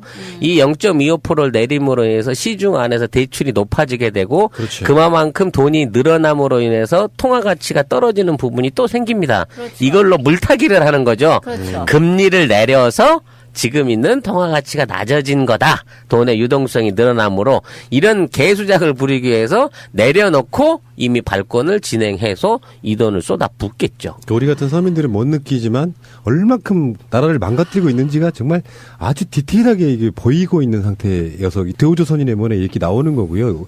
그 다른 분야에서 얼마나 헤쳐먹을까 생각을 해보면 부도덕한 정권은요, 나라를 완전히 갉아먹어버린다는 게 느껴져요. 이 정권은요, 부도덕함을 떠나서 무능한 정권인 겁니다. 여기서 왜 발권력이라고 하는 카드를 집어들었는지 경제적으로 좀 분석해 볼 필요가 있어요. 작년에 40조 원 이상을 돈을 추가로 쏟아붓기 위해서 정부는 국채를 발행을 했단 말이에요. 국채 발행을 해서 40조 원을 쏟아 넣는데도 별 효과를 못 봤죠. 부동산에 들어가는 바람에. 그러면 그때는 국채를 했는데 왜 이번에는 국채를 못 할까요? 그거는 우리 기업이 아주 심각한 위기에 처해 있기 때문입니다. 이게 무슨 얘기냐면, 국가가 채권을 발행하게 되면요, 그 채권은 은행이 사잖아요. 그만큼 기업에서 발행하는 채권을 안 사요. 그러니까 40조 원을 발행하는 바람에 일반적인 대기업이나 중소기업들이 회사채라든지 이런 걸 발행해갖고 수익을 올릴 수 있는 40조 원 이상의 그 시중 자금들 공급이 끊어져 버린 거예요, 기업들한테. 그렇기 때문에 기업들 입장에서는 지금 한 번만 더 여기서 국가가 채권을 발행했다가는 아예 기업들 자체의 이 기업 채권들이 부도날 위기에 처해 있는 거거든. 그러니까 도저히 어디서 더 이상 돈을 찝어낼 데가 없는 거예요. 짜낼 데가 없는 거예요. 그러다 보니까 전 국민한테 모두에게 고통을 분담시킬 수 있는 가장 민주적인, 이걸 민주적이라고 해야 되나? 가장 민주적이고 공평한 방법인 발권력을 통해서 돈을 풀어버리려고 하고 있는 겁니다. 근데 이거요, 10조 원에서 끝날 거라고 그렇지. 생각할 수가 없습니다. 그게 문제지. 10조 원이라고 얘기를 해놓고 100조 원을 찍어서 돌려도요, 사람들은 발표를 안 하면 체감하지를 못해요. 그러면서 어느 순간에 물가가 막 오르는 듯한 느낌이 드는 거야. 옛날에는 100원 주고 사던 걸 110원, 120원을 줘도 가격이 왜 이렇게 올랐지? 이렇게 경기도 부진하고 소비가 부진한데? 라고 말할 때 그 원인이 발권력 때문이라는 게 나온다는 말입니다. 그러면 시중에 물가가 오르기 시작한 그 증세가 나타나면, 이게 정부가 대우 살리겠다고 발권한 영향력이 벌써부터 오는구나 라고 갈 수밖에 없어요. 왜? 그 원자재를 수입해서 모든 물건을 만드는 우리나라 통상적인 상품은 화폐 가치가 떨어지면 그만치 외국에 돈을 더 지불해야 되고 그 비용만치 가격이 오를 수밖에 없거든요. 그러니까 경기는 나쁘고 이상한 방식으로 물가는 오르는 스태그플레이션이 일어나겠네요. 정말 깝깝하고 한심하기가 이를 데가 없습니다. 정말 설명을 하다 보니까. 어차피 저는 한국 사회 붕괴됐으면 좋겠어요. 붕괴돼서 봉기가 일어나서 이들을 강화문에 달아놓고 달아야 된다고 봅니다. 저는 그게 마음은 편하지만 아니 그래서 다시 나라를 새로 만들어야 된다고 생각해요. 제2의 건국을 하지 않으면 이런 악습들을 바꿀 수가 없어요. 제가 아까 얘기했지만 홍기택이가 국민을 위해서 양심선언한 거 아닙니다. 만약에 국민을 위해서 양심선언을 했더라면 구체적인 사항들을 까발리는 게 맞거든요. 근데 산업은행이 잘못 없다. 우리 임직원들 잘못 없어. 지금 현 정권이 달라고 해서 한 대로 했어. 우리 잘못 없어. 이거 항변하는 겁니다. 이래가지고 세상이 바뀔 것 같아요?